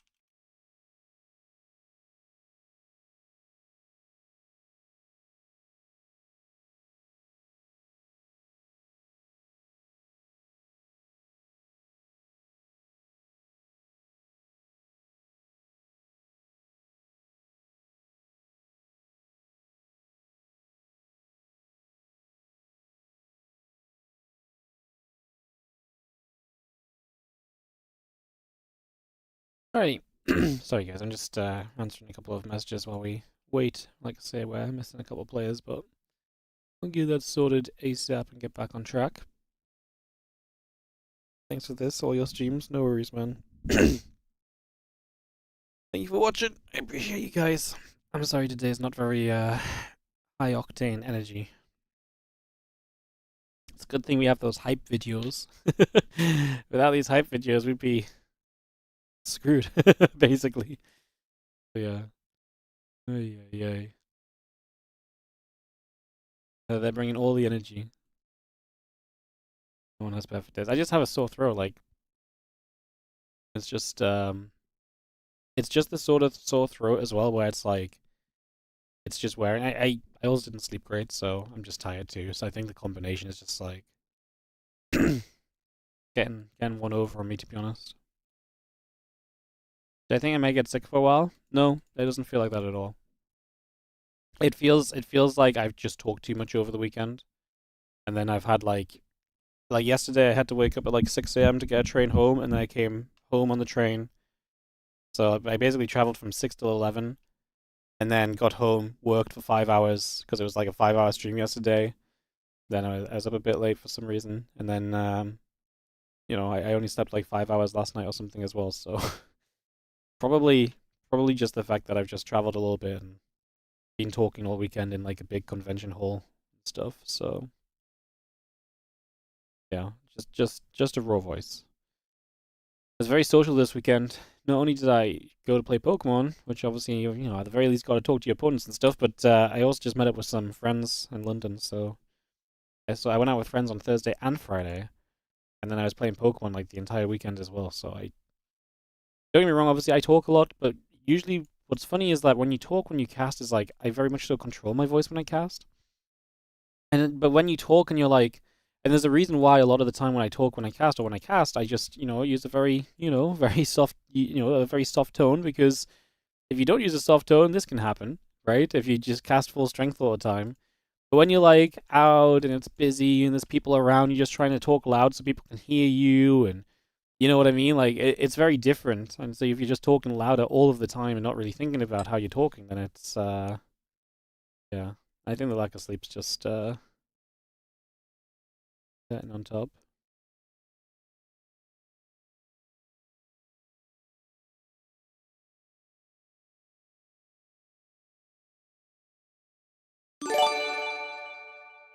What's up, Sinister? Thank you so much for the 17-month resub. Appreciate you. Thank you so much.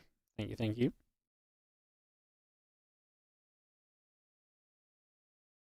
My social battery's gone. Honestly, yeah, I've probably not really recovered properly from just being away for a weekend either. you know? Remember to like and sub? Hell yeah. Accidental therapist doing my job for me in the YouTube chat. Thank you. Thank you.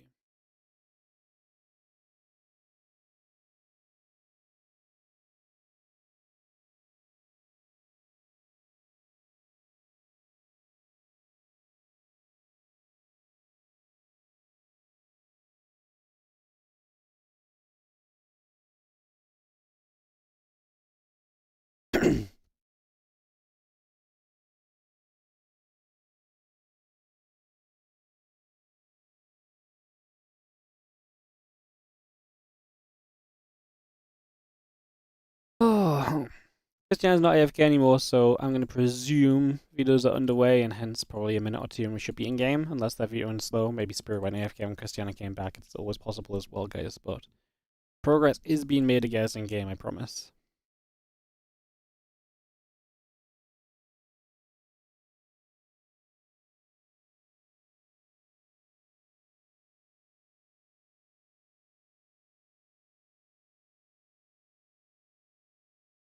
There is Tourmaline coming up. You haven't seen Spirit in a minute? Yeah, I mean, he's been less active. He's been focused on other things, but he's still good. So I think he will still generally try and play in the bigger events.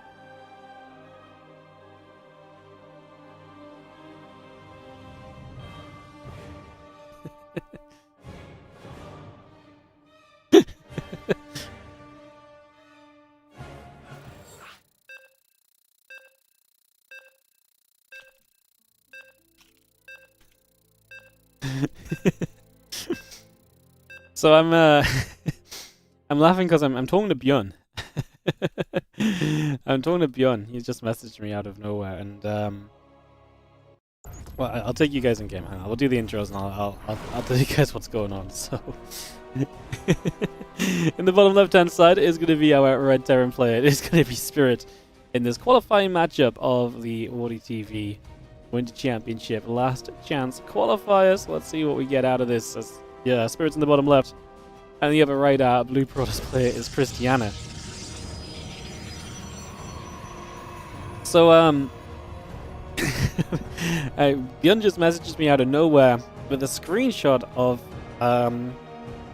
his Steam showing Grim Dawn. And he says, "Great God, because we just announced the WardiTV Team League, Season 10. First time we're doing the Team League in 6 years, because obviously there was the World Team League, and before that China Team Championship and so on. So we kind of stopped doing the WardiTV Team League because that gap really got filled. But while there's not been a Team League for a while, we are going to bring back the WardiTV Team League. If you want to read more about it, !Team League in the chat." Anyways, Björn messaged me. He's like, "Great God, because the Team League is fully sponsored by Create Entertainment. It is 100% of the prize pool completely funded by them, which is amazing because it means that, you know, it's a chance for me to make more content without spending the money on the prize money, and hence we get the cast and stuff. So, you know, this is, you know, very good for us anyways. This is very cool. So anyways, you know, Björn sends me this message saying, "Great God," and I'm like, "Yes, very good." I was like, "They like StarCraft." And Björn tells me, Björn just tells me, "I often play Grim Dawn with Maru. We started playing because they sponsored your tournament. It was fun." And that's why I'm just laughing. So I was just letting Björn know. I was like, I'll let them know the sponsorship's working. If nothing else, the players are starting to play your games. Just made me laugh. Probably not even really that funny or laugh worthy. Just made me giggle a little bit. So yeah, sponsorship's working, man. We're turning StarCraft players into into Grim Dawn players. They're doing it. Success is being made. All right, let's see what happens in this PvT, guys. Let's see what goes on as we kick off and get underway. That's wholesome somehow. No, it is wholesome. I mean, that's why I'm like giggling at it, because I think it's just fun. It's just funny that it's coming from a play. Like, if one of you guys in the chat was like, "Hey, Wardy, I ended up playing Grim Dawn because the sponsors," like, I'd be like, "Hey, that's awesome." You know, but when Björn's like, "Hey," yeah, when Björn's like, "Yes, they're back," I enjoyed that. I enjoyed playing their game last time because of your tournament, and now they're back again. Let's go. Really sick. That's funny. Yeah, Shopify signed up for the Team League this morning, so I figured Björn is getting the news of that and reading about it. So yeah, very cool. All right, you ended up getting Grim Dawn not long ago. Hell yeah, man. And Björn just told me there's a DLC coming soon and he's waiting for it, so if there's a StarCraft tournament around the same time the DLC comes out, you might know why Björn doesn't look as good for a couple days. Yeah. Alrighty, guys, so where are we at? What are we doing? I don't know. I'm not paying any attention to this game at all, and I'm observing as well, which is dangerous, because observing and also not knowing what's going on is not a great combo.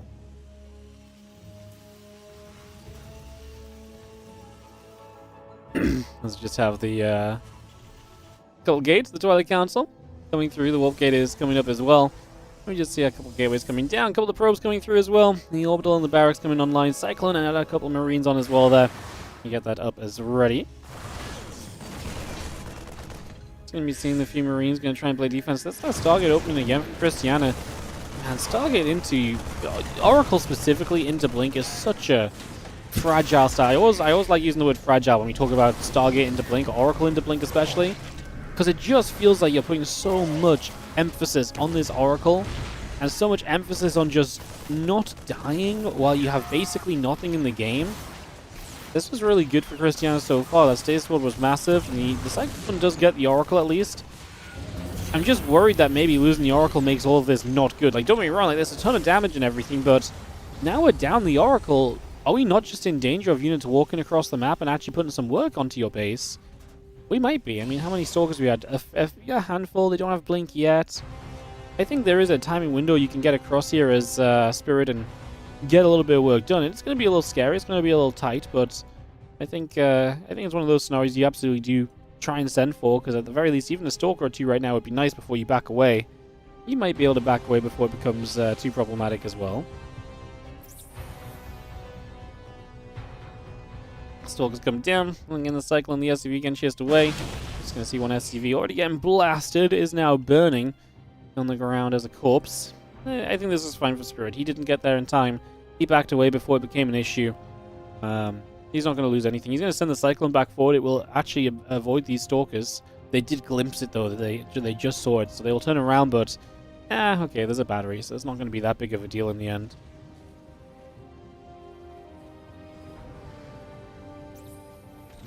The Cyclone's going to run up. We get a probe. Stalker's coming through, going after the Cyclone as well. It's going to be seeing our charge, probes, forge, all coming up. Starports, a couple of barracks, a couple of the depots coming online as well. The tank, the Marine Marauder coming through. Stim packing the +1 coming up also right now. As we get this going. Yo, what's up, Deadly Donkey Kitten? Thank you for gifting a sub out, hitting 17 with the gifty sub. Thank you so much for supporting this channel. We're on that sub rebuild train right now, so if you've got a prime or a sub to share, we appreciate it. Thank you so much. Stalkers in the main base causing issues.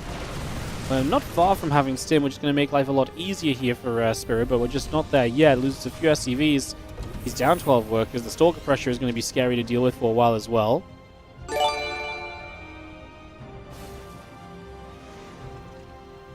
Hey, what's up, Rolling Boy? 19-month resub on the Prime as well. Priming it up. Appreciate you guys. Hit that Prime. And there'll be more StarCraft time. Yep, I'm lame. I will make Prime rhymes. Prime rhyme.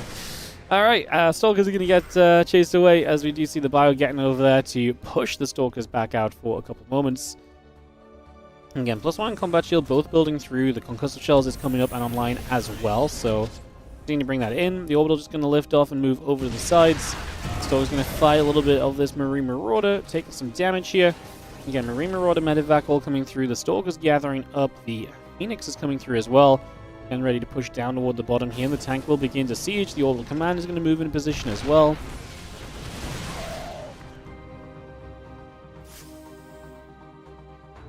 A little bit of biostiming back up as Spirit tries to push this away.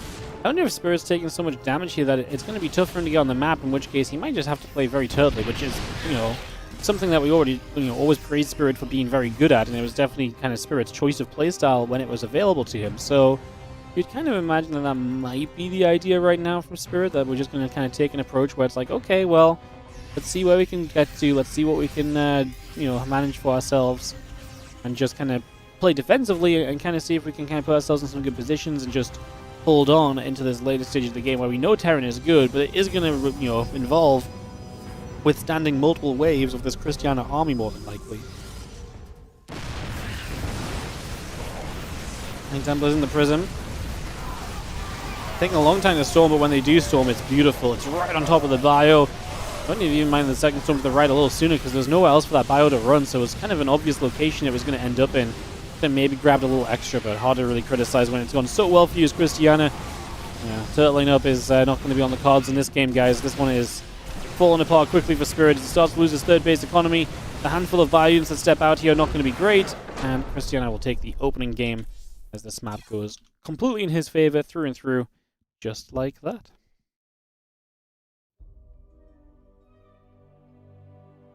That Alex took a that Alex has double walkover his way in the lower bracket to play a qualifying match against Nightmare. So good luck to Alex and Nightmare, who are playing their qualifying match in the lower bracket right now. We're going to jump into White Rabbit here for this next game of PvT in the upper bracket qualifying match, and it is going to be Rex and Mute who are playing in the lower bracket right now as well. So Rex and Mute playing, the winner of that plays the loser of this to also try and qualify. Awesome. Awesome. Alright, in that case, guys, the brackets actually moved along quite quickly, so I don't think we're going to have to do any skipping now. I think we can probably stick it out till the end. What we will not do, though, is we're not going to do those. I mentioned the tiebreaker matches, and that we might cast those today. We're not going to do that, because I just don't think it's gonna... I don't think my voice is worth straining over a couple of extra replays, so I'll let you guys know the results of that at the end, and we can go from there. In fact, I'll tell Wikipedia they can update it.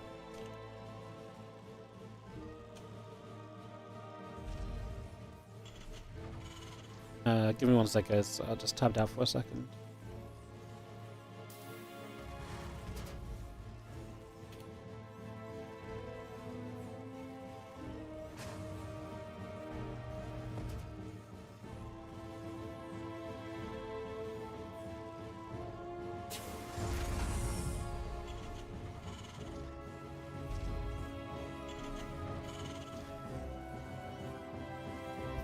Alright, game number 2, as Spirit is down a game and trying to bounce back here, seeing how he might get on with that.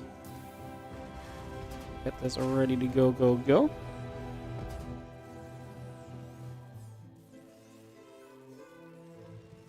He's going to engineer and bay block to start us off, and Cristiano will probe scout initially as well, going to get up here in a second or two. Cristiano will come to the low ground. His choice against this, against Milky was just to run to the third base and instantly try and expand there, and he does have the gap on the SCV to be able to do so. So third base will get down. Expansion made, engineering bay cancelling, probe scouted, and already kind of retreating back itself as well.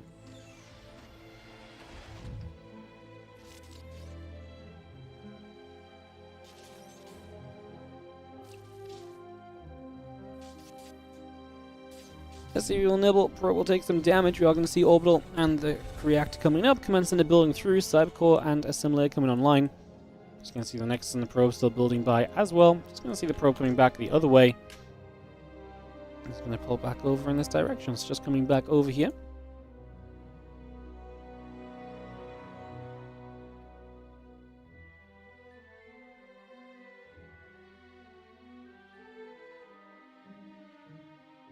Just gonna see that probe moving down then. Nexus is going to be coming up on this third location. We get that on the go already. And Twilight Council coming through too. So yeah, Twilight Council on the way up. Battery building. And Nexus incoming, just coming about. The Adept and the Stalker both on the way around as well. Warp Gate producing. Just got all of this moving by for the moment. The Proby on its way on this Nexus currently. And yeah, Stalker just currently boosting out of the gateway.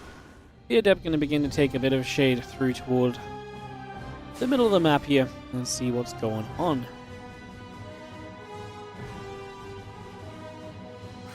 Shading and moving and bounding around. Front shit again. A few Marines got some damage done. Don't think we're going to commit, of course.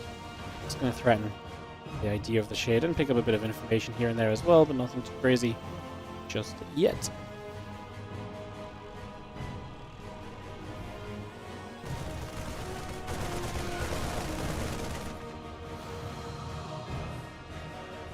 And the Marines just gather. Again, blinking the warp gate still coming through. Just going to be seeing the couple of barracks coming through as well. And Marines coming about. Robot facility in the gateway is coming online. The blink still building. The warp gate coming up. The Hellion down the left-hand side coming over as well. Just going to go get some scouting of its own. Still no natural location just yet. So the Hellion will see as it gets into the main. Actually gets pretty good confirmation of everything. Should see the timing of absolutely everything that's going on right now. So great info to work with here from Spirit.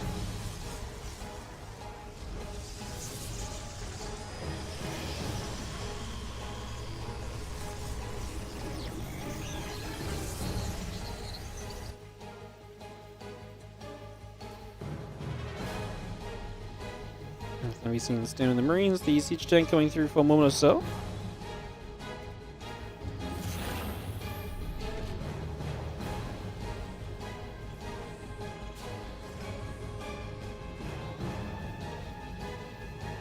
Again, next is coming about. Engineering Bay, Starport, all buildings, still the Adept at the front, just going to patrol back and forth. Stimming Combat Shield coming in, extra Marines coming through. Also an attack upgrade building on the Engineering Bay, the Nexus coming down on the Natural as well.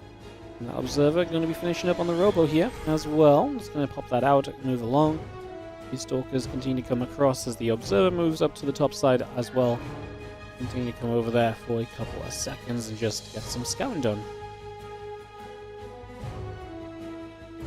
out and about, seeing what's happening over here for a couple of moments.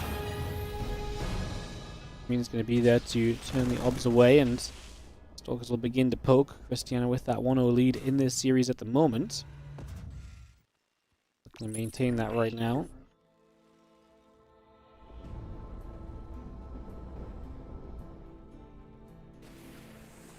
Obs coming about. Going to be moving back over this side for a couple of seconds. So again, we set up over here for a moment. Sorry, just taking this on a freaking journey with my mouse. Stalkers will chill and hang. Now we just see the Bio. I mean, Bio in very good numbers, and obviously you see this as Cristiano. This is going to try and stem down to the low ground initially and try and attempt to chase that away.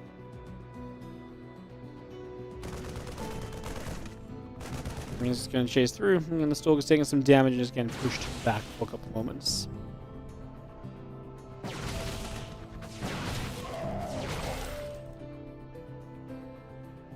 What are we at defensively? 50 to 30 army supplies. Storm not done. Charge will be finished at least, but you know, Storm and this next Immortal will not be done just yet. That's a lot of bio with their upgrades complete. Not even batteries on this position either. And honestly, only a couple of Zealots initially. I love the target of the Archon initially. Stalkers blink in.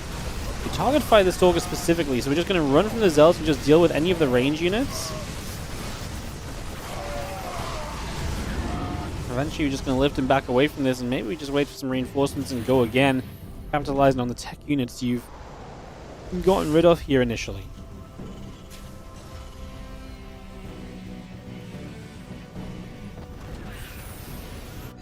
Fire pulling back to the top again. The other medevac's just hanging around with the bio in the tank. Command Center will drop down also for the next few moments. Again, Prism, Forge, Probe, all building through. The medevac's loaded and going up around the top. Observer. A couple different places. Cristiano make sure to be as defensively placed as possible across the board here as well. Trying to ensure that we're going to be nice and cozy for the most part in this game right now.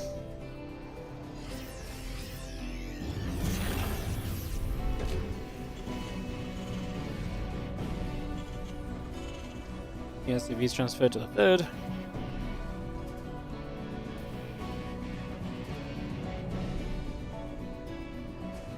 He's going to be seeing the Ghost Academy coming up. Again, the Marine Marauder coming through. The Siege Tank building. We do have the two medevacs.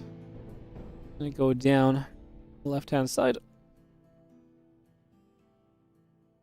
Press this on. We're just stepping up through the center again.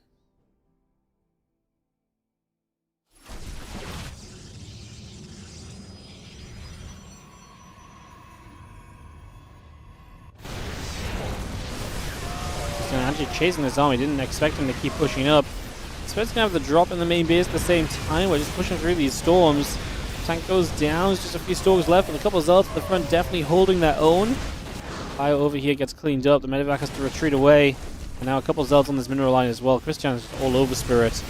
And he might not stop pushing here, honestly. Like, he might just be sending this. Kind of feels like that's on the cards right now. We've seen a few more Zealots warping in, 6 of them coming through right there. The +1 attack upgrade is still about halfway done currently. I'm just going to start running through this. Zealot, Stalker, Archon trying to fight, doing a bit of damage, getting some shots off here and there. 5 SCVs down, Cristiano just in this natural. Extra Stalker showing up from across the map now. So there's a lot of range units available to him. The medevac should go down pretty easily here as well. That should also be quite a factor. I think this one is. To a pretty brutal close as the storm drops down. Stalkers keep fighting, Siege Tank goes down, Zealots in the natural, Spirit gets out of here, Cristiano qualifies, makes it, and will be playing in the WardiTV Winter Championship as our second qualified player of the day, coming through that upper bracket. I'm glad he made it. He was eager to play the qualifier the other day as well, where it was he was eager to play the qualifier the other day as well, where it was just the points qualifier, but he couldn't make it because he went too far in the other tournament. So in the 2v2, so he couldn't take part. So nice to see him qualify today. Alrighty.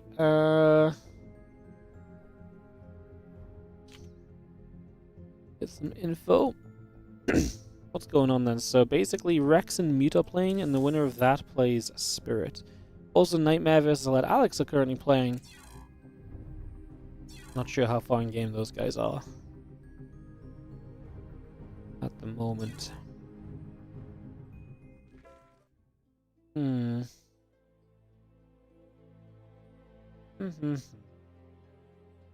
I think I'm going to go to a quick break screen, guys. When we come back, more StarCraft. I'll see you guys in just a sec as we figure out what we can jump into next. Alex and Nightmare are 6 minutes in game. Rex is 8 minutes in game, so we should have something soon.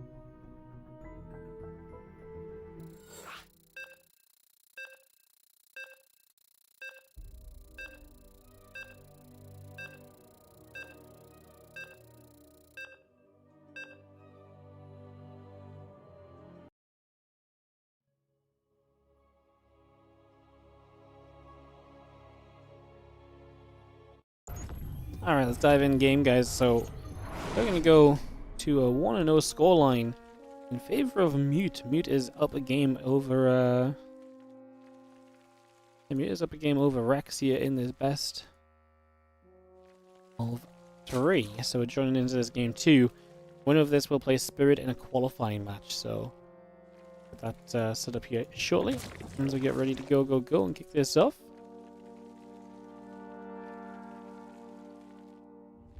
Rex on the left, Mute at bottom right. So yeah, one of this plays Spirit in the next round. Not sure really what happened in game 1. I'm not sure. They were in game for what, like 8 minutes, so it wasn't a super long game at least.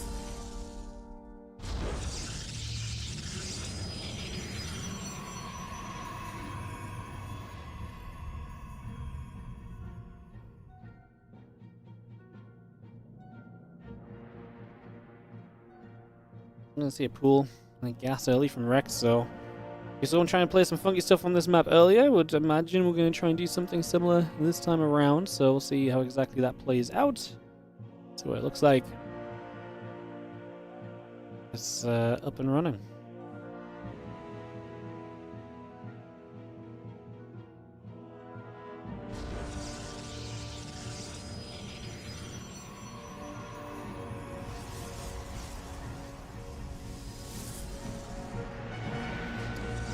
There's the drone.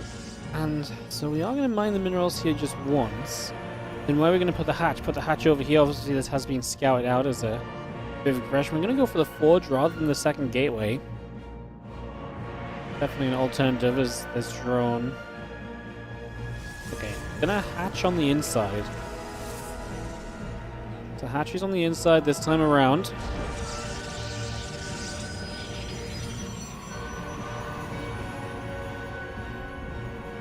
Everything's gonna get there. There's not really much they can do. They're gonna hit the Cybercore. Cybercore has so much HP on it though. It's 100 extra HP over a gateway, so it's never gonna go down, especially when only 3 lings are hitting it. The cannon on the way up. The thing with the cannon is it's also covering this hatch. Now the drone's on the way to give access. But right now, so much of this defense is focused here. So this is the awkward part, is you kind of need a cannon in the main base. Because otherwise Rex is going to get into this main base and it's going to be a big problem for you. So the access is gained. The lings don't have their speed yet, but that first Zealot nearly gets surrounded. It might still be in trouble. It does get surrounded. That's not good. Zealot is going to go down. Ling speed kicks in. Lings run up into the main. The hatch now coming into the main base as well. There is a cannon on the way in the main. Where we're going to commit to. There's a Dep gets in trouble as well. We don't catch the full surround on it though. The probes pulled over there for a second or two, figuring out what the heck we are actually trying to do in this situation. You see the lings are going to recommit forward once more. Got a tilt right there. Cannon going to fire back a little bit. And a couple hatches and a few drones coming up. The hatchery here just going to finish shortly. Where do we go from here as Rex? I mean, he's expanding back at home. A drone on the way. Stargate now building from mute. He's just going to take that chance to come toward those couple of adepts right there. And again, we have the Stargate building. Batter on the way up. A couple of hatches on the way. Like I say, this one's still in the main base. Going to try and distract, but that's the second time where I'm not really sure this did enough for Rex. And this time I felt like it went a lot better for him, kind of in terms of getting in. And I felt like he had potential. These potential used to work.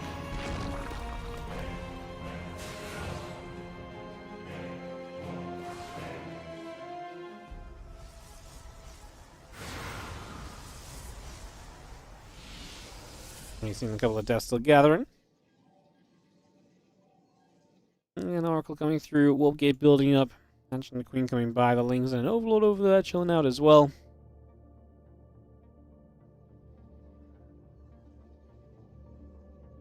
And that's going to start on the side of Rex. Your Lings pulling back. Queen's on the way, the Adepts are going to shade. Let's see what we can do here as Mute to put some damage out, put some pressure on these next couple of moments. The Ling's still gathering down this low ground here. Queen just going to throw an inject into the hatchery. The Lings will clean out the rocks, picking those off for the moment. The Adepts will shade once more. And again, the Lings are gathered there, ready to try and fight these next couple of moments. Rex is down 5 workers though, so really every Ling he makes right now is a step away from him having a better recovering economy.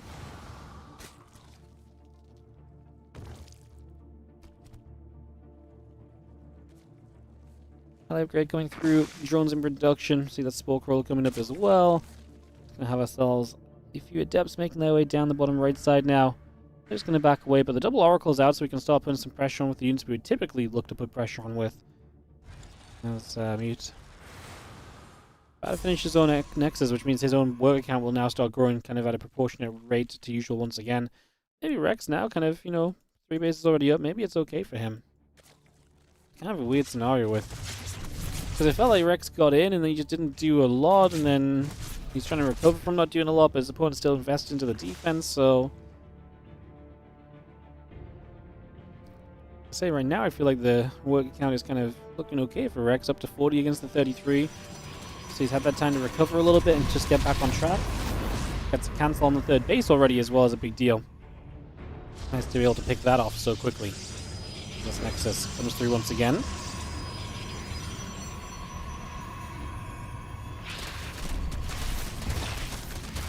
It's going to be a second cancel on this Nexus, so I'm putting the work in with these Lings at least.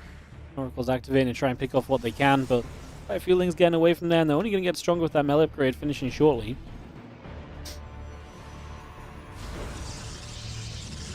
Just looking to bring those online. Nexus out of position here, a little bit of a mistake. Cancel to relocate it slightly.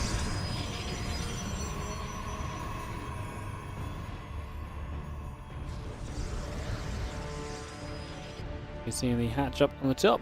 And this is going to be settling in now with fourth base coming up too. And maybe at the end of the day, this natural expansion really just didn't come online fast enough. And so now Mute, I feel like, is starting to just trail behind a little bit. I'm just thinking back to the game we saw earlier, and it definitely feels like Rex has kind of back, because what saved Rex and kind of put him in an okay position for any amount of time in the game earlier was there was a few moments where he was actually where he was able to catch an army that came across the map. That never happened here, and yet it feels like he's kind of okay. That was obviously because the opponent went double gateway and essentially wasted the first army that he'd ended up being able to make. So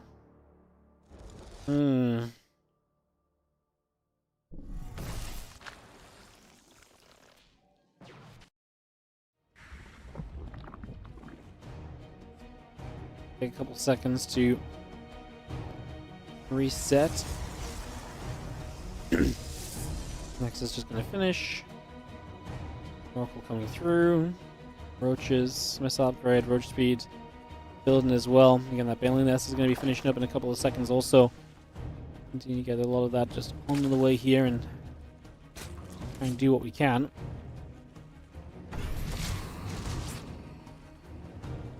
I shoot some damage being dealt.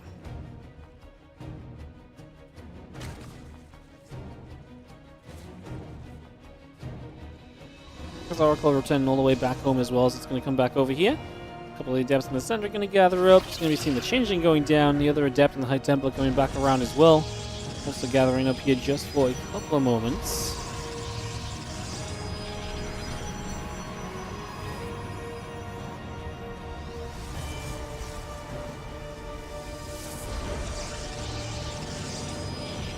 Oracle is patrolling. The Archon is getting some shots in. It's getting a little bit more done still. Again, the Banes, the Lings, the Roaches coming up. Bane speed, Roach speed being added on also. And Rex now is at like 150 supplies. He's going to have a lot of this Ling of Bane Roach army ready to go very soon. And he's going to start attacking into Protoss, who's only just starting up the storm. Rex has definitely been able to, like I say, just develop quickly and now kind of getting ready to swarm. Bane speed done in a second or two. These fights are absolutely about to start. And there's no two ways to look at this apart from fights happening very soon. But the Lings start going down. The Bane's rolling on the left. There's a very low amount of force fields available. The Banes is going to roll in for the army. They know what they want. They want one thing, and it is pure destruction, more or less. Roach Ravager still coming through. A couple Crows with bars are going to land.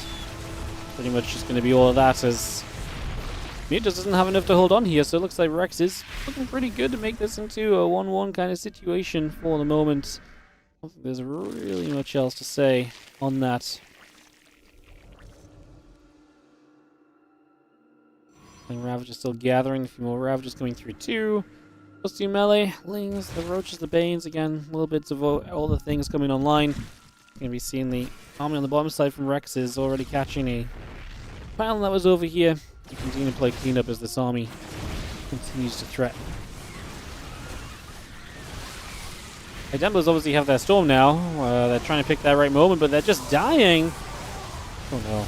Well, maybe this game's just kind of out of reach anyway, but yeah, I didn't drop a single, but did they just not have energy, maybe? Not sure.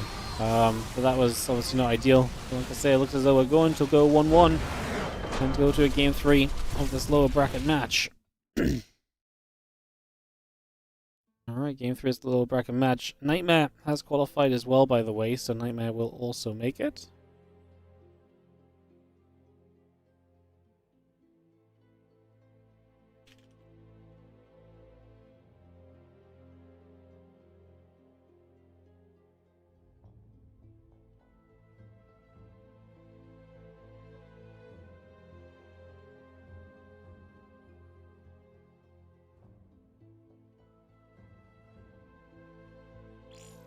Alright, let's take an invite.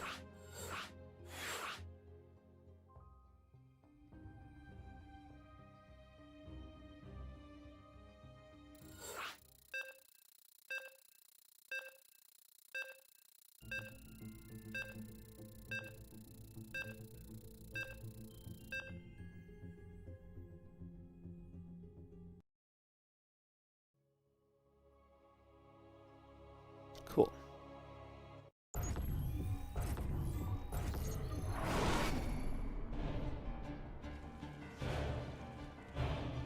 Let's jump in to this next one.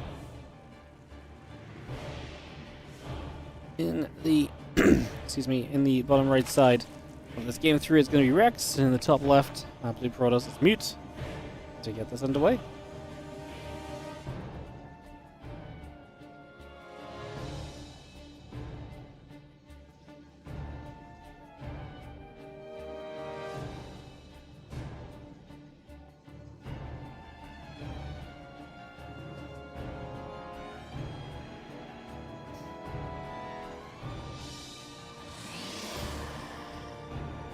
Well, no gas pool from Rex. He's going to throw the hatchery onto the natural this time around.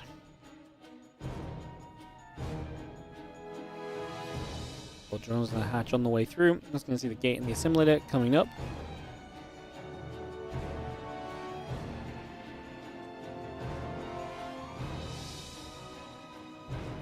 Overload moving, hatch gas away. Nothing super crazy happening just yet.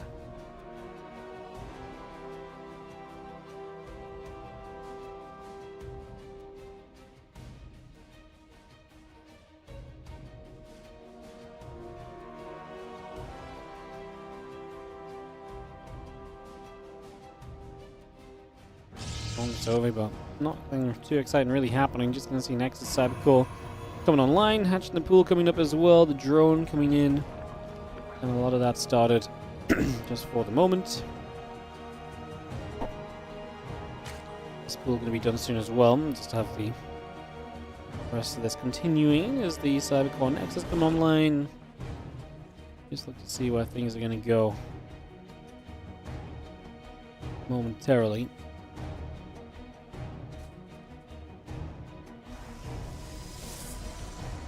Forward is just going to take a step forward. Link speed building.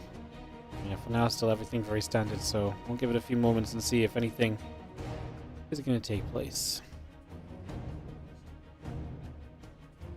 End up corner boosting out.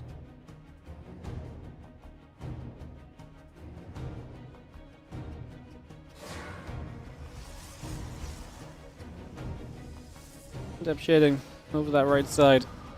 Making a little bit of a move initially. Link speed, couple of drones, the hatchery all coming online. Again, Warp Gate and the Stargate coming through there. The Adept going to go hit the rocks a little. Probe is going to turn it back into the top. Go back up over in that direction.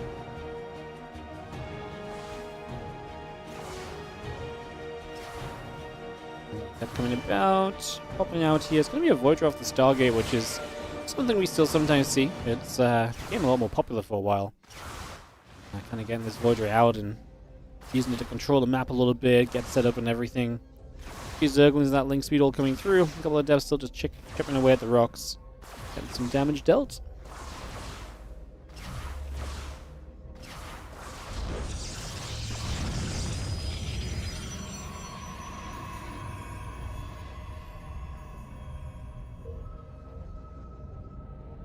Okay, we will drop into place. Just going to see the couple queens and the drones all coming about.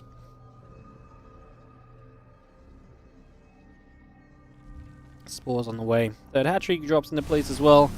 Now this Voyager going to get the Overlord. Kills that already.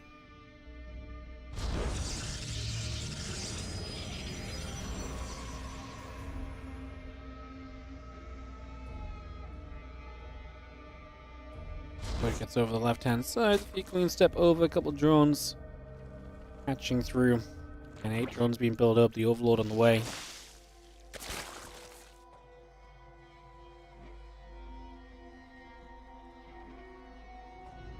Void is set. Make a little step. into this base. Tries for a drone straight away, just not quite going to find it. Twilight Council and Forge coming up. I wonder what game 1 was like, because obviously game 2 was not a standard game in the slightest, so I wonder if game 1 was a bit more standard. That was the game that Mute won in this series, so wondering if this is kind of a similar setup for him, if he feels good right now. Like I said, it's one of the things we just don't know, but we'd love to kind of think, because like I say, Mute obviously did win a game. I'm not super familiar with how Mute plays, so very interested in terms of what he's able to do here as the Oracle gathers.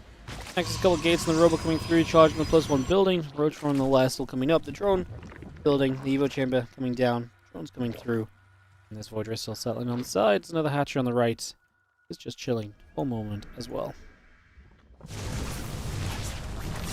I'll activate in. We get a drone. Grab that immediately. Now at the right hand side to escape away to.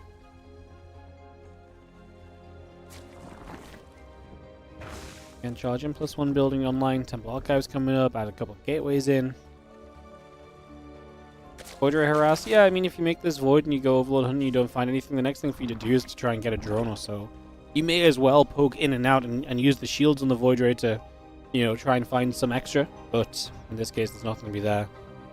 The main thing you do with this Voidra is you deny Overlords. And because there's no Overlords, there's very limited scouting for the Zerg. So that's the main reason you build it. You don't build it to try and kill drones. It's just you may as well if it's on the other side of the map from Overlord hunting. So you never know. Sometimes you do get one or two. And if maybe sometimes forces more of a response than what was going to be there anyway, right? So you've got to kind of play it like that.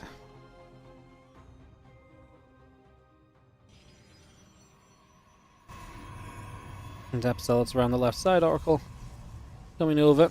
A couple of gates will go down into place. Set up here still. Storm +1, charge all coming up. And the extra roach is coming through. The spire still about halfway done as well.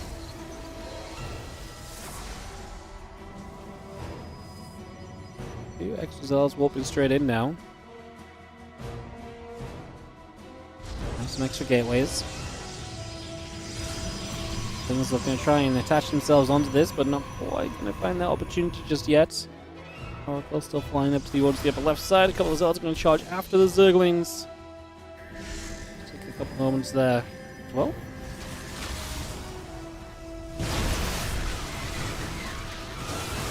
Just going to grab the Storm. Roach take damage. A few Lings taking shots as well, so again a bit more coming out there.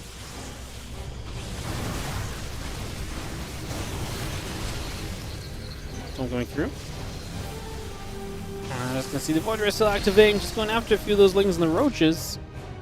Another couple of units playing back, and just seeing one more Archon morphing in once again to bring that Archon through for the moment. Defense being made at the moment here. The Ling Roach is gonna gather back around. And we'll just see the meters on the way up as the next step of this from Rex.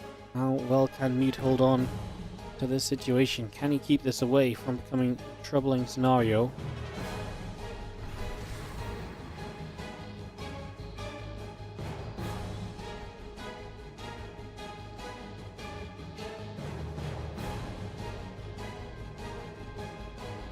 So leveling Roach out to the left side.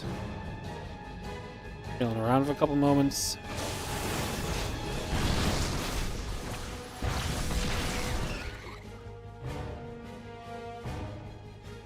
Emperor was going down as the Mutas show up, and Mutas' preparation for that is not ideal to begin with. The Mutas going to find themselves 16 workers so far. Archon stepping through. Zealots joining up as well, the Roachling. And we'll continue to push forward. 19 probes going down, a couple of Archons hitting the Mutalisks.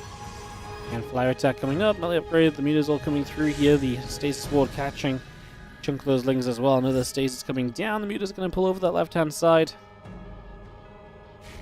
Most of these, well, I'm not sure if we really need to drop the Storms. Oh, that's painful. The Archon's morphing in the Storm as well. Not going to kill them necessarily, just makes them an easier pick-off, right? As one actually does go down, the other was just low.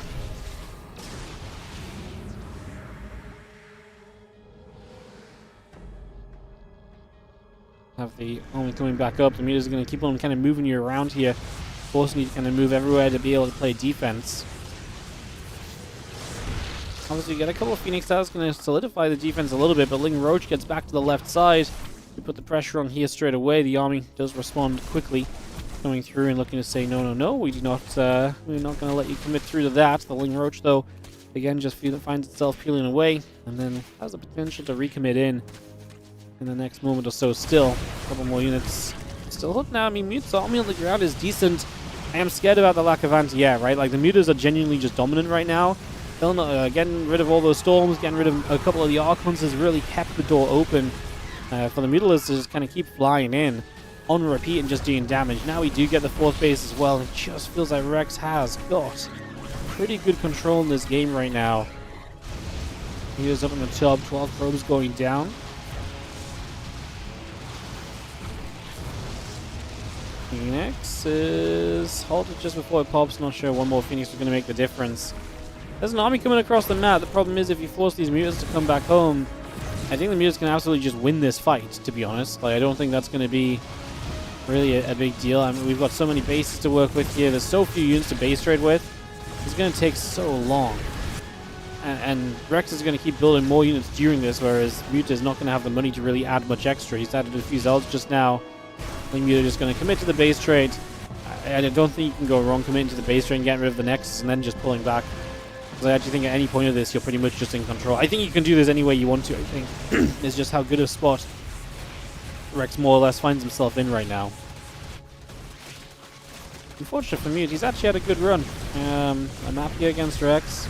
In the tiebreaker matches, he took a map off Percival as well, so he was very close to making something happen. Hopefully someone we can see throughout the rest of the year in the WardiTV 2026 series. But his time does look to be running out in this qualifier. It's going to be tough next round. Spirit's obviously an absolute beast, and I think it's going to be tough for Rex as well. Yeah, this is absolutely getting cleaned up, shut down, and rounded out. We got another Phoenix trying to still build. Keeps catching up. God, it's just the same Phoenix that's been locked out for a little while. I keep seeing him like, there's a Phoenix! Not that it's going to change anything, but... Hey, Fair Rex has had to throw down the extra hatcheries. Like I say, like he's had to fully commit to the base trade scenario. So he's had to go with that whole situation and kind of play that out, as we will clean out a couple of the extra gateways over to the side. Just pick those off. We're not going to be seeing the couple of Zards. Just going to jump through the hatchery as well. There's a Nexus in the bottom left, so we actually do have one more chance to keep a base alive. There's just so many bases everywhere from Rex. Like, he was rich, and he's kind of playing like it now. The only issue maybe I have for Rex is there's 41 mutas on the map. Yeah, 41 mutas is going to win any kind of army fight here. It's going to be GG. Hey, honestly, well played, Mute. It was fun watching this guy here today, and hopefully next time. Hopefully next time. Obviously, he's more than a series away here, but he nearly made it through on the tiebreakers, like I say, so... GG's. Well played. GG's. Well played. Alrighty, guys.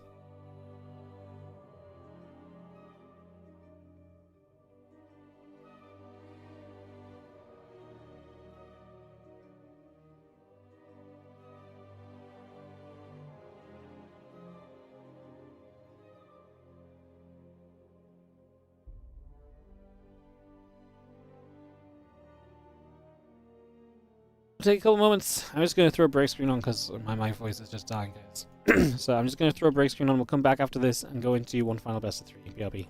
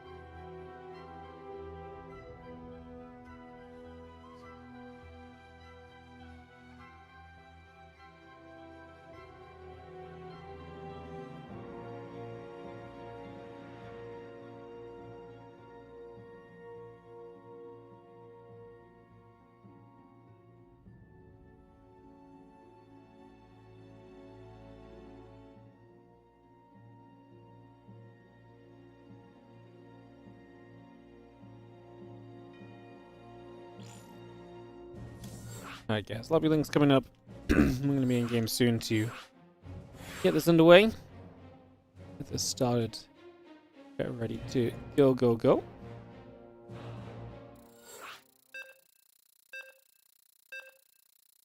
Countdown is on, as you might be able to hear. Cool. Alright guys. Thank you for being with me today. Appreciate my energy's just not there, but gotta get through the qualifier. So qualify attempt we shall. As we kick into this game. Number 1, best of 3, final map of the final series of the day. Winner qualifies alongside the others. It means we'll have at least +1 Terran or +1 Zerg in the tournaments. Which is very nice because it's a very a little bit Protoss heavy tournament right now, but yeah, we're gonna try fix that a little bit here.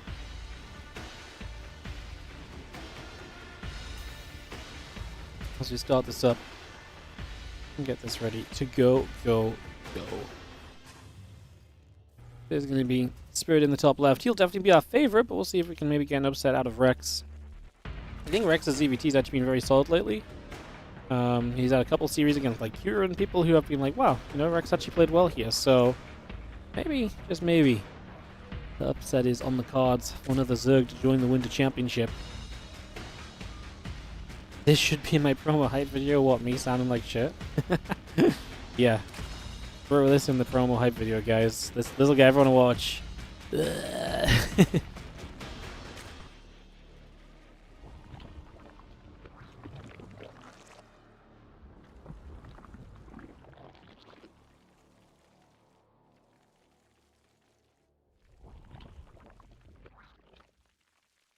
Alright. Overlord's coming across the map. Nothing happening yet, no SCV scouting from Spirit, so hanging back in that regard.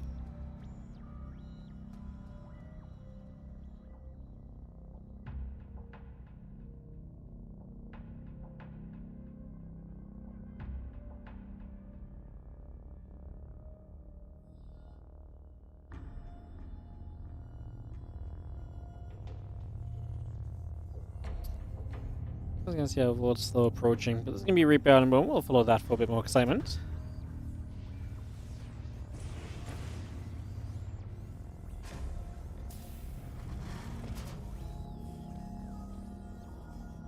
Just going to check one side, check the other. See if it actually wants to commit across the map or not.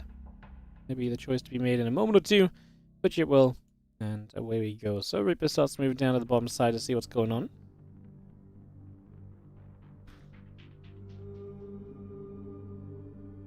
The Queens, the Link Speed, the Overlord coming about, and drones coming up. And the hatchery going down on the third base.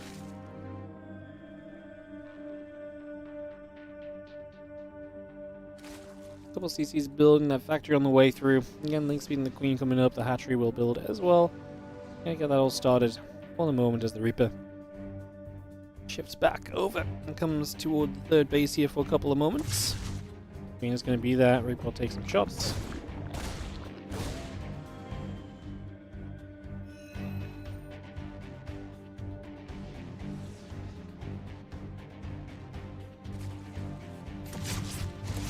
Reaper, I'm going to get away for a couple moments.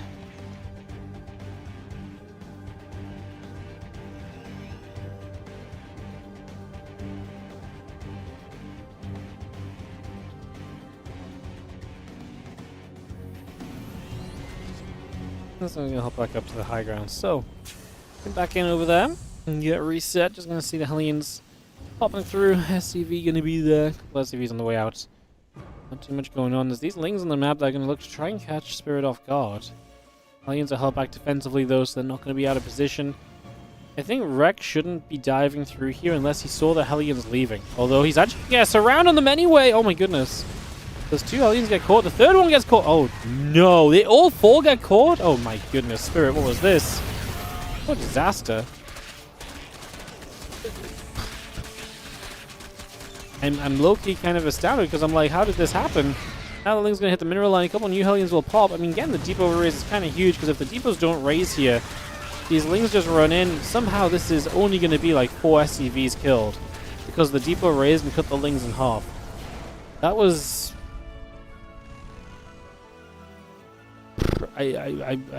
I'm stuck for words, honestly. On both sides of this, because at first I'm like, how the hell did all the Hellions get caught? And then I'm like, how the hell did the Lings not do more? But I know why they didn't do more, because they got cut in half with the depot raise. But man, like, that was definitely something. Jesus, yeah. what a weird interaction to start us off on, honestly. What a weird interaction. Banshee hanging about here. We'll be seeing the cloaking coming up, the stem coming through. Feelings and the queens gathering together. I mean, at this point, I think Spirit is obviously still in a bit of trouble. But this really could have just been so much worse, is what it comes down to. Like, he could have been minus 10 to 15 workers here. I wonder if the Lings that were already in the main should have just ignored the depot and just gone for the mineral line. I wonder if that would have been better.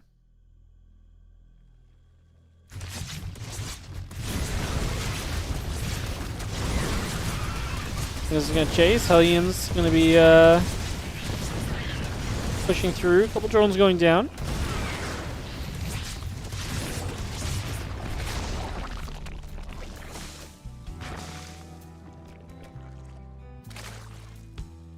Alright, 2 drones full. I'm just going to be seeing the Spire coming up. Extra drones on the way.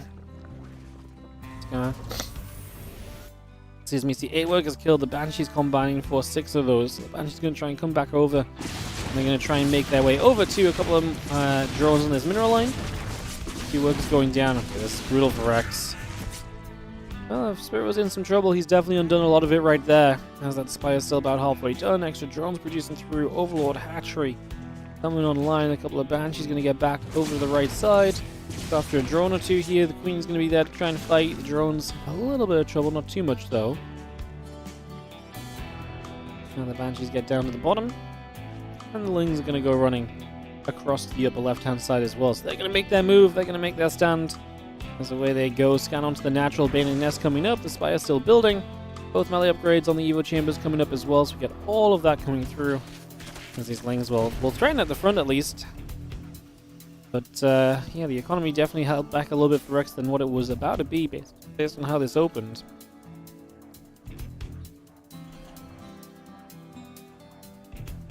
It's just taking a second, moving back over still. Creep is a little bit minimal as well, so that's one more thing you can kind of think of in terms of not quite as advantaged as it maybe usually is for Rex right now. So continue through.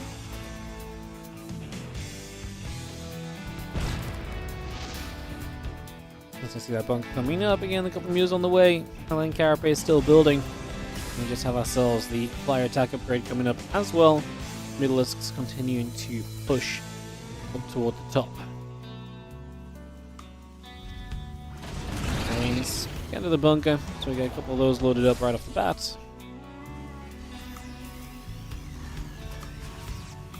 Another depot just going to come down there. Melee Carapace upgrades building through, the infestation pit coming up as well. Failing the speed, flyer attack upgrade. A lot of what you need for this kind of game to kind of continue in the right direction is Rex. Mutas gonna make their way around here, try and do some damage. Pretty quick to move away from the Spire actually, which is not always the case in this matchup, so that part is a little interesting maybe. Mutas coming over too, trying to see what they're getting up to. Mutas hanging around for a little bit, just for now. Yo, what's up, Dudley Donkey again? Thank you for the 16-month resub. Thanks for the work you do. Thanks so much for the support, mate. I appreciate it big time. Thank you so much for the subs. Appreciate you. 6 drones just went down again as the Banshees finally get cleaned up. But man, again, just getting some more damage dealt. And now Spirit's already coming on the map with the main army. So again, ready to get a shove across to the other side. Marine tank coming straight over. Gonna get rid of one Overlord. Gonna look for another. Both of them will end up dropping. Marine tank pushing down. We're going to counterattack. I like it. But I don't think we're immediately confident in terms of cleaning out this army, but counterattacking is going to make it a little bit weird and maybe give you some value before we turn into this defense. So, don't hate that as an option, but what I don't love is that we kept going through and we don't do as much as we maybe need to, because at first it looked good. In the end, it looks like you just wasted units. Now there's Hatchery in some trouble. It's going to reduce it down to 3 bases here as Rex. The Baneling's trying to come over. Muta Bane together, go on, join up a couple of Banes, head into a few Marines, nothing too crazy. Patch is already down.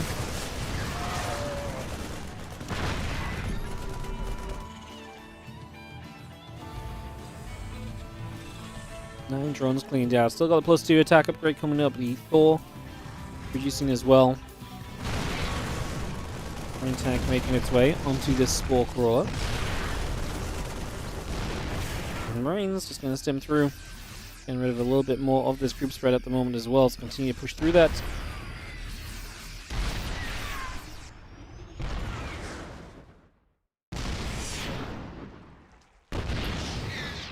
Rex will try and expand top right. Spirit, if he's on top of it, will probably look to find that location sooner rather than later. Definitely somewhere we can try and make something as our Marine tank army heads into the center.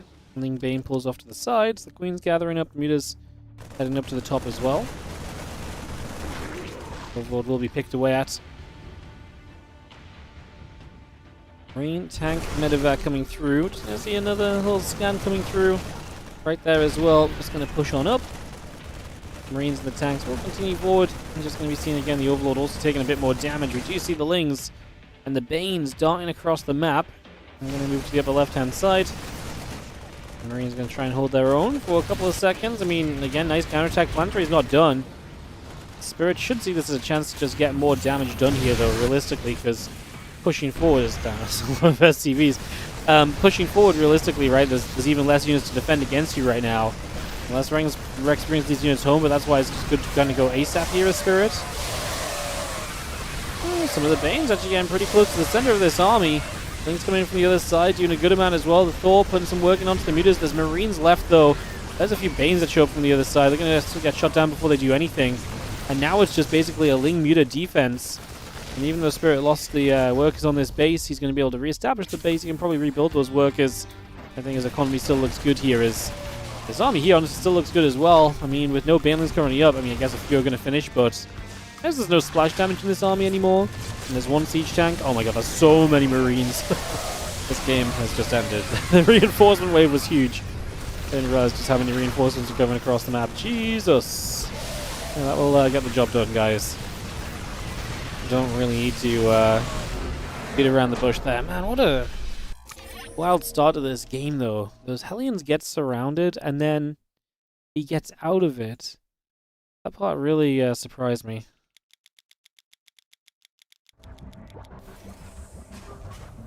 I just want to watch this again. Because he kept the Hellions at home, which is absolutely like the correct thing to do. On the ramp, and Spirit sees it so soon he pulls the SCVs. I just don't think he thinks the Hellions are going to get surrounded. Then his new Hellions spawn into the surround as well. The mistake Rex makes right here.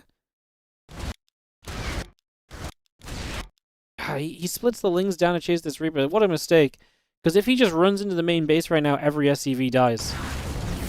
Instead, the Reaper forces the Lings to split. It doesn't force them to, but it makes the Lings split. And by the Lings splitting, yeah, just becomes actually manageable for Spirit, even though it was not a great start. It became something you could then work with rather than just being completely dead in the water with. So, yeah, that's wild.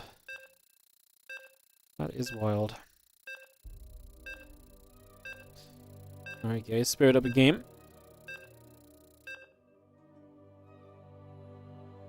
Maybe our last map of the day, as we have Spirit up one map from qualifying.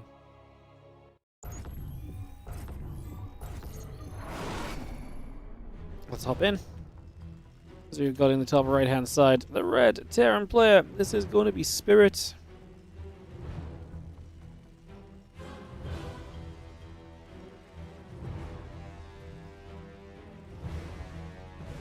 He takes on Rex in the bottom left as the blue Zerg.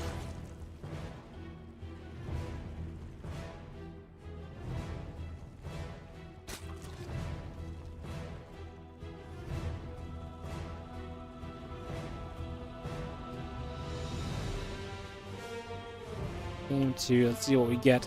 And going for ourselves as the Overlord begins to move out onto the map. Gets underway.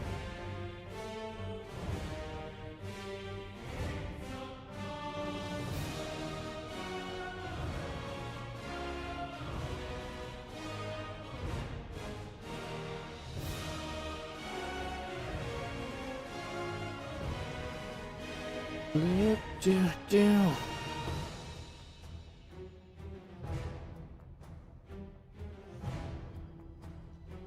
thanks for joining us today, guys. Maybe our last map. Let's just say I appreciate you guys. Like, subscribe, and follow.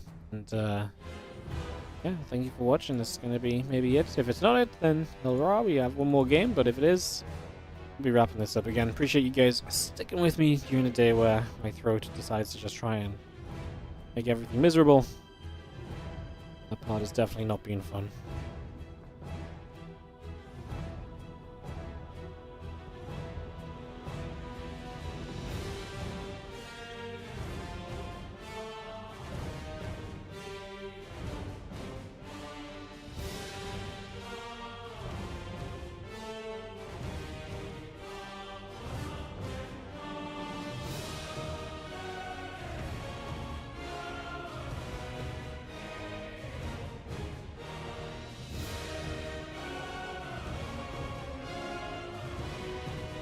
Oh lord. Making some moves. We've got the Reaper coming from Spirit. See what it gets up to here. Comes across.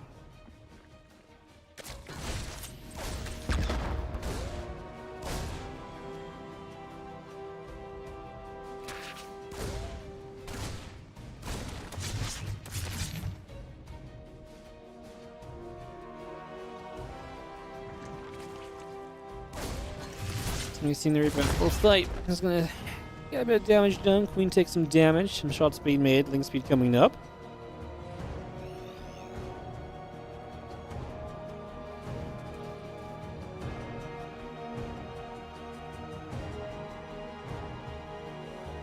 We're just gonna hang about. Link speed coming through. Drones and the Queen coming in.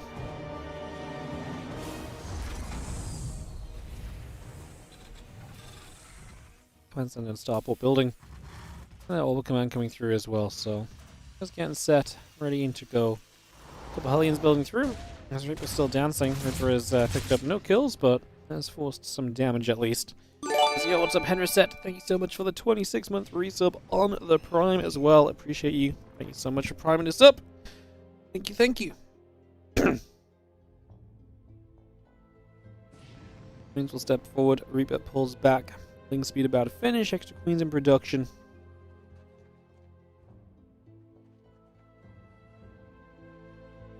The Reaper just tills in the center again. Banshee, Hellions, the cloaking coming through.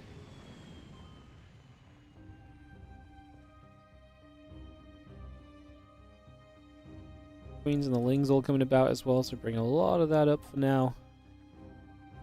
The Reaper gets back to the upper side, so moving about. Hellions going to come over as well. It's actually almost spring. Thank you, Fear Dragon, for the 121-month resub. It is almost spring. Would you like me to rename it the WardiTV Winter but Almost Spring Championship? I can do so. If you would like to sponsor the tournament, is what it comes down to. I mean, not against the name change, but we need to have the money to rebrand it, you know? How are you doing, Ravi? Thank you for the resub. Appreciate you. Approach Roar and drones coming about. Can I call it the WardiTV Not Autumn Tournament? I mean, that's confusing because it might be autumn somewhere in the world, and then, you know, basically being very restrictive. Especially because it's like, you know, when we just say winter, if it's not winter somewhere else, well, it's just like, it's not negative. But if it's not autumn, if it just has that negative word in there, I feel like people are going to be upset. I don't know. I don't have the energy to talk nonsense with you, Rappy.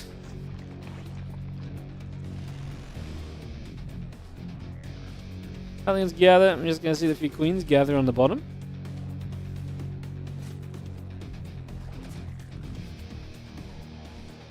Stim pack, 1-1 upgrades all building through. A couple of Evo Chambers coming about as well.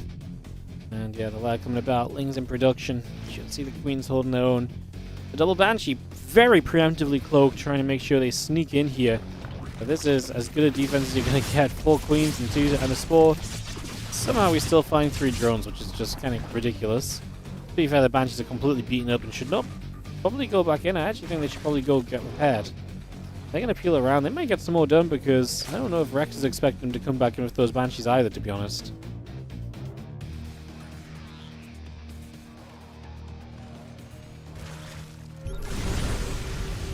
Things will get a couple quick achievements. The Banshees then got up to 5 kills, so actually they have 6 kills, so maybe they got a Ling as well.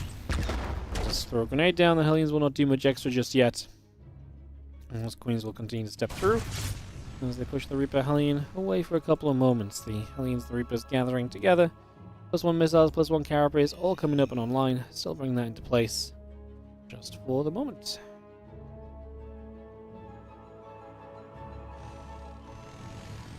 Green Hellion tank building on through. Just gonna have the, again, Roach, +1 missiles, carapace, and the Roach speed all building. Things will come over as well.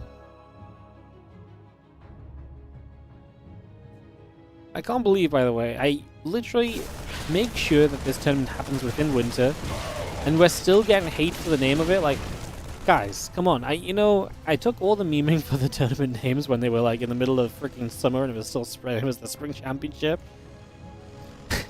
I got so good at making sure these tournaments happen at the right time of the year. How can we still be complaining about the naming of them? It's not fair. I demand justice. AKA, no complaints, okay? Ay. It's quite clearly winter. You can Google it, okay? I refuse to stand for this no more. 1-1 missiles, carapace, the Hive and the Bane nest all coming through. We have the couple of Banshees going to make their way forward, so they're going to nip over and see if there's anything exciting that they can maybe provide here as well. Roach Ravager gathering up. Hatchery going to put in position. Couple of Banshees going to get ready to go and put some more damage out.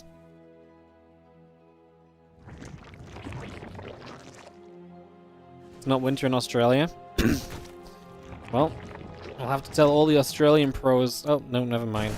Problem solved. As Marines will stem forward, and they are going to get after the changes and the creep tumors. As we are going to be seeing the Roaches, it's going to be enough to force Spirit to lift up. Obviously, Roaches very good in numbers and kind of massing up very quickly. But, yeah, the couple of Vipers coming through, the Bane Speed, the Ultra Cavern, everything else just continue to come along.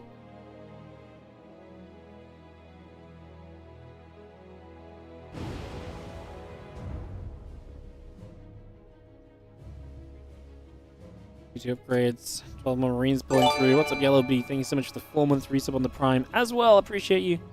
Thank you very much. And there's a couple of Banshees thing on the left-hand side. Hey, Fear Dragon, I was going to ask you something, actually. I was going to message you about, I don't know if I have the brain capacity to explain it right now, actually. I was going to message you about, because you're smart, right?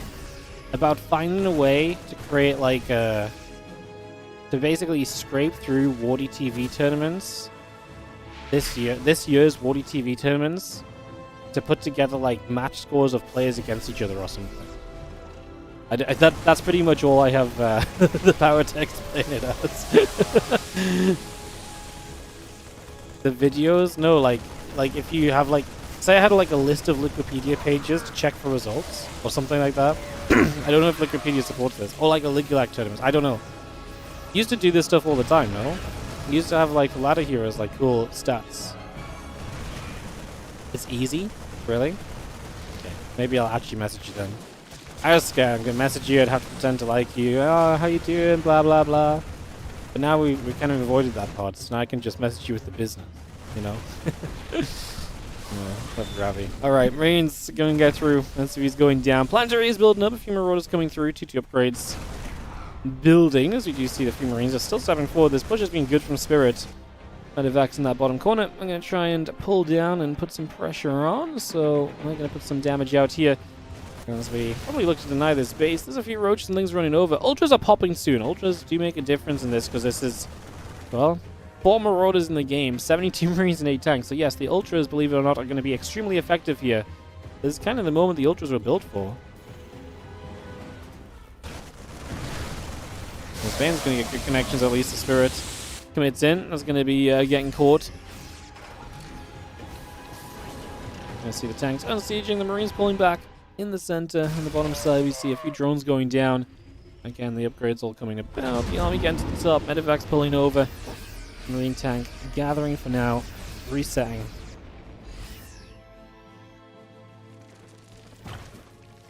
And she's just going to settle. Marines unloading on the left-hand side. Just going to see the scan coming about. A couple of creep teamers going down the lanes. Going to get jumped on as well. Now a couple of overseers get picked up, so they're going to go down immediately too. And the hatchery, I mean, Spirit is playing this correctly. He's running around. He's not taking straight-up fights. He's just going to drop about and buy himself time to then get more preparation against the ultras available, basically. So he's playing this in a very smart way right now, which is basically avoiding the complete commitment to an engagement. If Rex can clean this up and get across the map and fight, the sooner the better, really, because you are then going to have, you know, a lack of marauders and so on available. It's going to be tough, though, because you're also going to attack into, like, a choked up, very defensive area. So maybe it's just going to be difficult no matter what. So maybe Spirit is kind of flying across the board. I still don't hate him kind of running around and killing some bases and slowing Rex down. It's probably one of the better things you could do.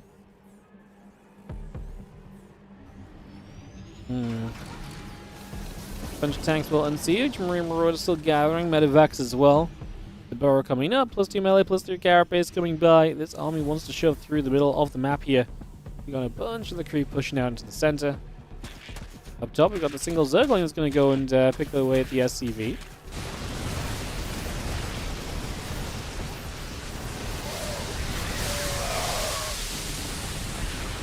I like Syrah's position here because I feel like it's very difficult to fight into this because it's so choked. You can obviously try and come around the sides, but it's going to take you a long time to set up that flank. You're going to be flanking off creep. Well, I mean, to be fair, a couple of tanks are in siege. If there's ever a moment, this might be it. The tank's splitting to avoid blinding clouds. I feel like we took so many tank shots running into this.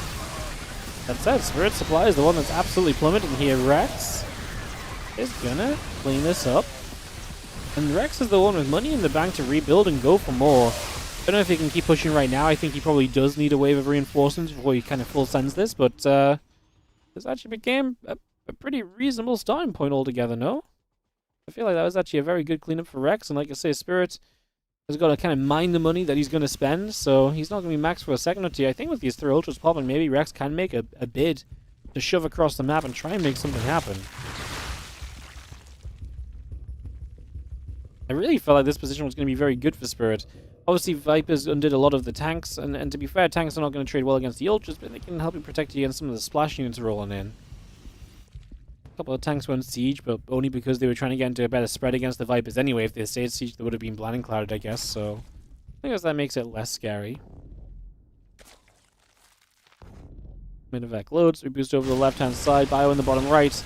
Gonna see Feelings and Ultras and Ravagers all running towards it, so the bio just gonna lift up and get the heck out of there. So gonna escape away for the moment. And yeah, advanced ballistics coming through with the +2 vehicle weapons, with the +1 vehicle plating.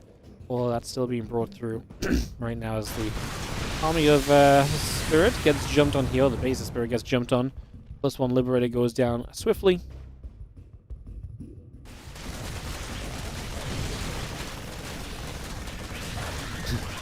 Good use of the Blinding Cloud. Marauder's actually, this Marauder in the back actually not able to help for a little bit, so actually limiting the damage output on those feelings. I mean, you have a bunch of Vipers, I guess why not use the energy there? It saves you a couple units. Not like they're dying for energy right now.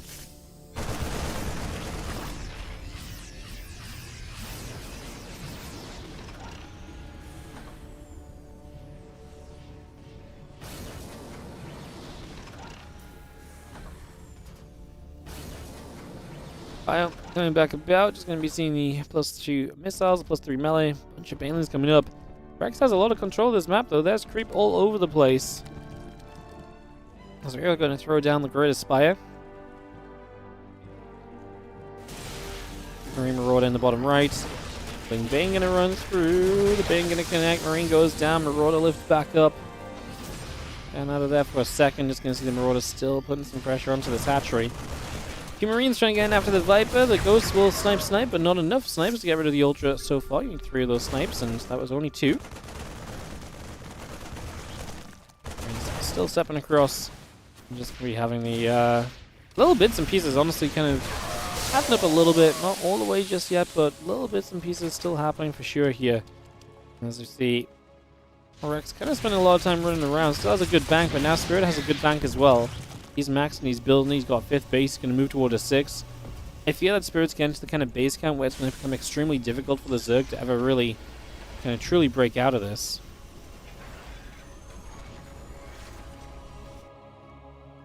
Lings and Banes back up to the top. Just going to see the Bio Army collecting.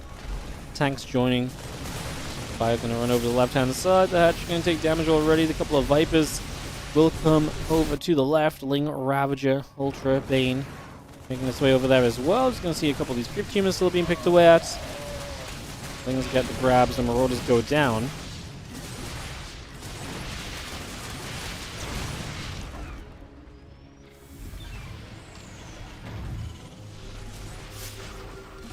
I just want to step up. Bio going to step through. Just going to see the Hatcher taking some damage. The Ling, Bane, Ravager setting up still. Ultras are going to be there to try and push through and to fight. We are going to see the Few Infestors coming up. Spire and the Nidus Network coming online. Just going to see the Neural Parasite also building into play at the moment as the +3 melee and the Infestors all come online. Again, a lot of that coming up currently. Couple Changelings blasted. As the command center looks to try and land top left. I mean, this is what I mean. Spirit is just overtaking so much of the map so easily, I feel like. That sort of base count is going to be difficult to work with. However, that's a massive blind cloud. Those tanks are basically completely negated from the get-go. Do we have any snipes on these Ultras? So far, yes, we've had a couple. I hear one or two more coming down. This Planetary is going to get busted. What I don't love is that we've still got Banes just kind of rolling into just nothingness here. Now these Ultras getting denied on the exit as well. We've stimmed a lock for us with Bowers onto the Liberator. I don't think we can chase this because there's so many tanks that still remain. They were just deeper in the fight than the rest. And at the end of it all, it's kind of hard to say, but I don't really... I felt like I loved that for Rex until we didn't, you know? I just don't think he... I think he had to run a lot sooner, and he kind of got caught thinking he could re-engage in. I think he should have just straight up ran, because I felt like it was good for him. But the last 15 seconds of the fight was not good for him, like at any moment. So then you just would have been better to just have ran and just eat some losses, but not lose everything, you know.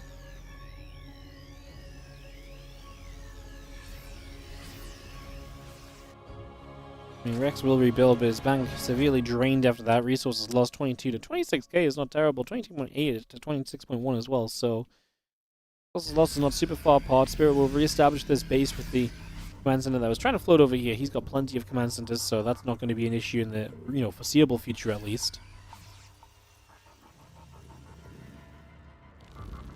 Scanning over to the far left. Scan, we actually get a cloaked ghost just finds a snipe on a Viper. Make it 2. What a hero. Is he going to get away? Ah, run, buddy, run. He gets away. Wow, that's a champion ghost right there. What a killer. So we're actually going to stim into this position a little bit. Vipers coming in from a very awkward angle. They do get the blind clouds down somehow. Okay, they do get sniped. So I was going to say they were about to get away, it looked like. This is not the fight for Rex. You're fighting into just what is, you're launching off creep into no creep. And then the concave for the Terran. There's a planetary right there as well. I just don't think that position is ever really meant to be yours. And now, as you can see, this hatchery starts to fall. It will go down. This bio army will relocate a little bit. There are liberators here and there that are just causing issues around the map at the same time. And this bio clearing up the left side. I mean, it just gives you so much more control here because now you can get bases up top left much more easily and comfortably. And you can also focus some of your attention more towards attacking the bottom right side instead of this continuous upper left push and attack and defense. This is one of the least consequential links rounds of all time. Maybe until, okay. Oh, Medivacs got away. I thought, obviously, we were coming in with the Bane, so we were going to have to lift. And then the corrosive bars were very well timed to maybe punish the lift. We just got out of there. That could have actually been very close to being disastrous. Rex does push through to get the base. Resources lost now, though, 29 to 36 or 37k. So you can see it's just been like 4k resource loss worse than that previous fight. And Rex just didn't have the resources banked up to really deal with a fight that was that much worse for him than it was for the Terran.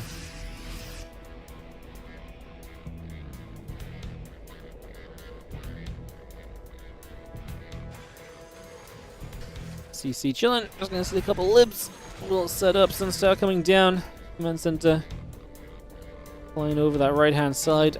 And again, a couple ultras, the Banes, the Vipers all building. Army pulls back to the left. Ling, Bane, Ravager, Ultra setting up over here.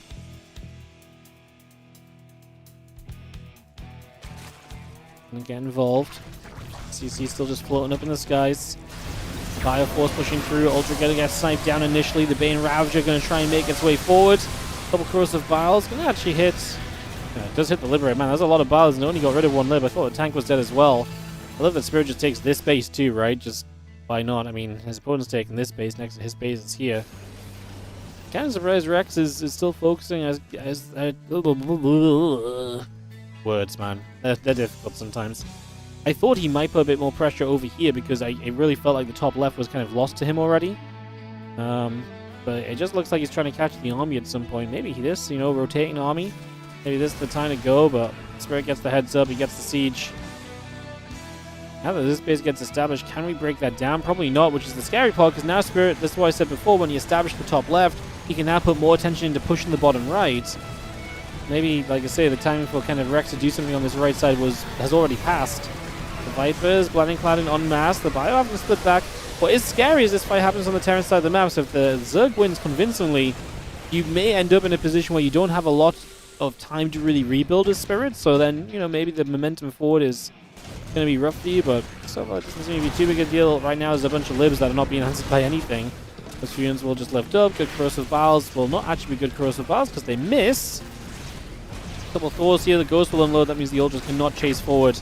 You get a couple snipes off. The problem is if you try and retreat, you're going to have to go through the Liberator zones, and if the Liberator is target fired, then those Ultras are going to go down. At least one of them did. Now a few Corruptors showing up.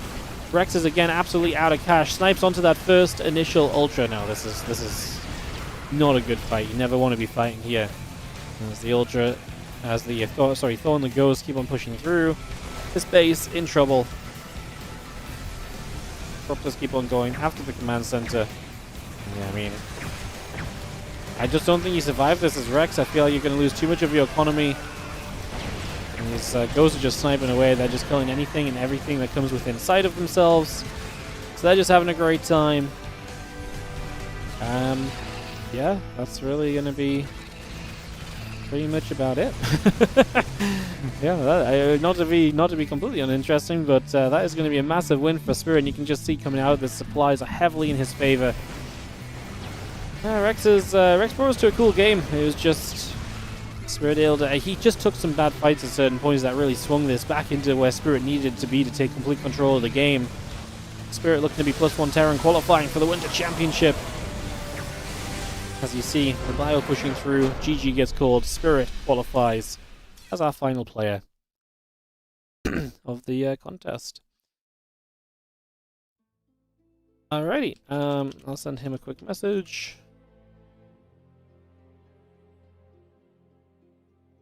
Just so we can get his schedule sorted, and if he replies straight away, we might even be able to show you guys the groups here while I just wrap up the stream. Because the groups are more or less made, apart from just confirming the schedule of a couple of the final players that have just qualified today, so yeah, there's been kind of a little bit of what's going on.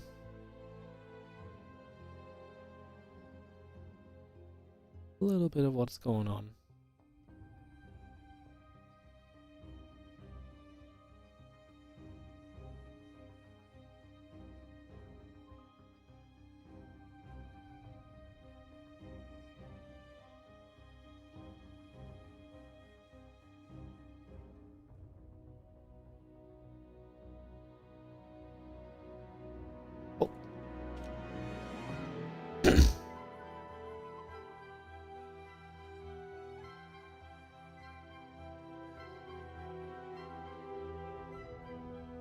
Alright, give me a second, guys. I'll tell you what, I'll run some ads. I'm just going to see if I can run the ads and get these groups sorted so I can share them with you, and show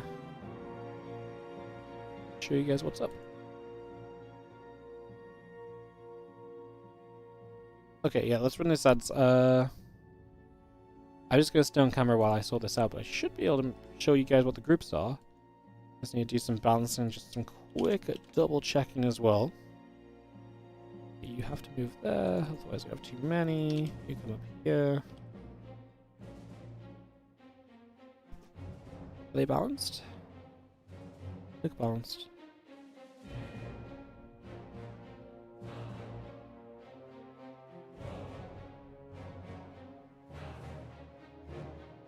That was fine, that was fine. Let me just double check I've written down the people who've responded to me today correctly. Yes. Yes. Yes. Yes. Cool. I think we're good.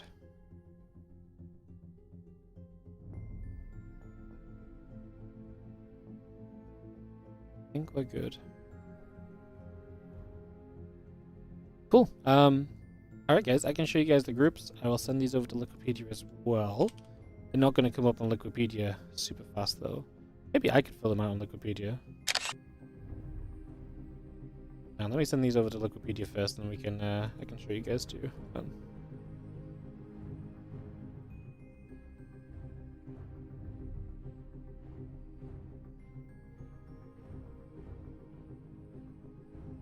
Cool.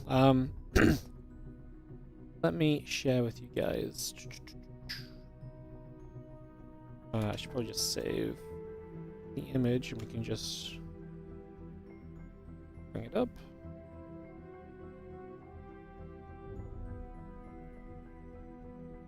Alright, these are going to be the groups, guys.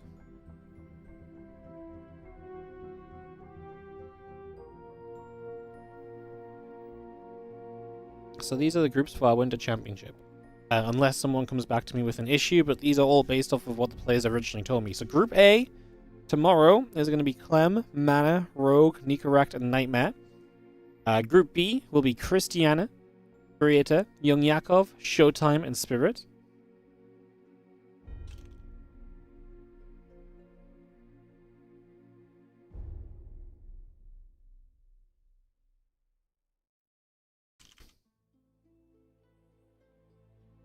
And then Group C, so that's going to be Wednesday, and then Thursday, and then Friday, and then not Friday, sorry, then next week, Group C and D. Group C will be, I can't remember, it's the 24th, what day is that? The Tuesday again? Yeah. Group C will be the 24th, that's going to be Solar, Geralt, Hero, Shameless, and Percival. It's actually kind of a cool group. And then Group D will be the 25th, which is Wednesday, which is going to be Shin, Creator, Bunny, Harstem, and Zoun.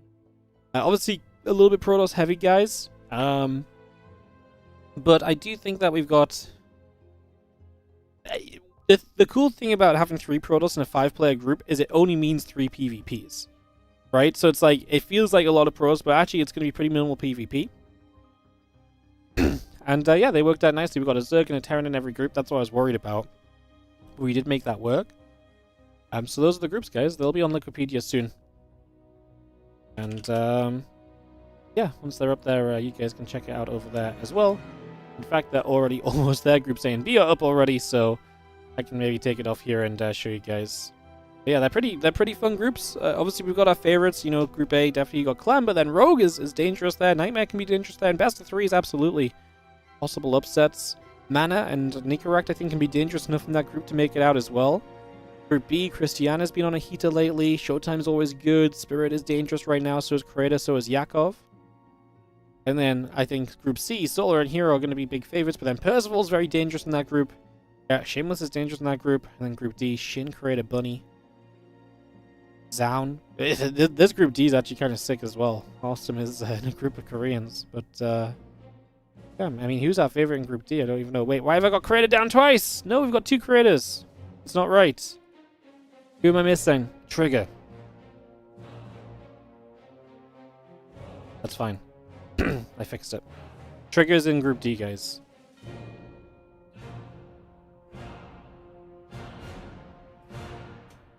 My bad. Yeah, Trigger's in Group D, Creator's in Group B. Yes. My apologies. My apologies. So yeah, it'll be Trigger in Group D instead of Creator. That's correct, right? That's who was missing. I just saw the double name. How did I what's funny is that I actually had Creator written down in both those spots the entire time. Oh yeah. Alright. Alright, that doesn't change much though. I still think it's a very stacked group. Actually kinda like Trigger's I like Trigger a lot to maybe win that group actually. I think that's gonna be interesting. Very, very interesting, guys. So that is the bracket. Or those are the groups. They should be coming up Just before we go today, obviously again, Team League has been announced, guys. So WardiTV Team League Season 10, as you might see in the stream title, I see some people with exclamation mark, and it's sponsored by Create Entertainment. We are bringing the Team League back, so look forward to that as well. That will be starting in a couple of weeks' time. Sign-ups are open. If you have a team that wants to participate, you are welcome to contact me to sign up. I can't promise everyone will get in. We may do a qualifier. It may be a case of, depending on how many people sign up, or if you sign up and your team genuinely is not going to, like, not, no offense, but if there's like all the pro teams and then there's only one team who's kind of signed up for some fun, we're not going to do that, right? So if you're interested in signing up, though, feel free to reach out. The rules and stuff are on TL, so you can figure that out, and so on and so forth. Patreon page as well. Yes, thank you. Everyone's pressing all the buttons that I should talk about. Patreon.com/WardiTV.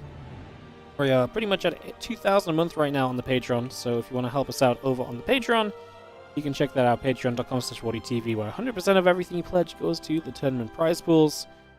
And I'm going to go rest my voice. So I appreciate you guys. I hope you guys have a great rest of your day.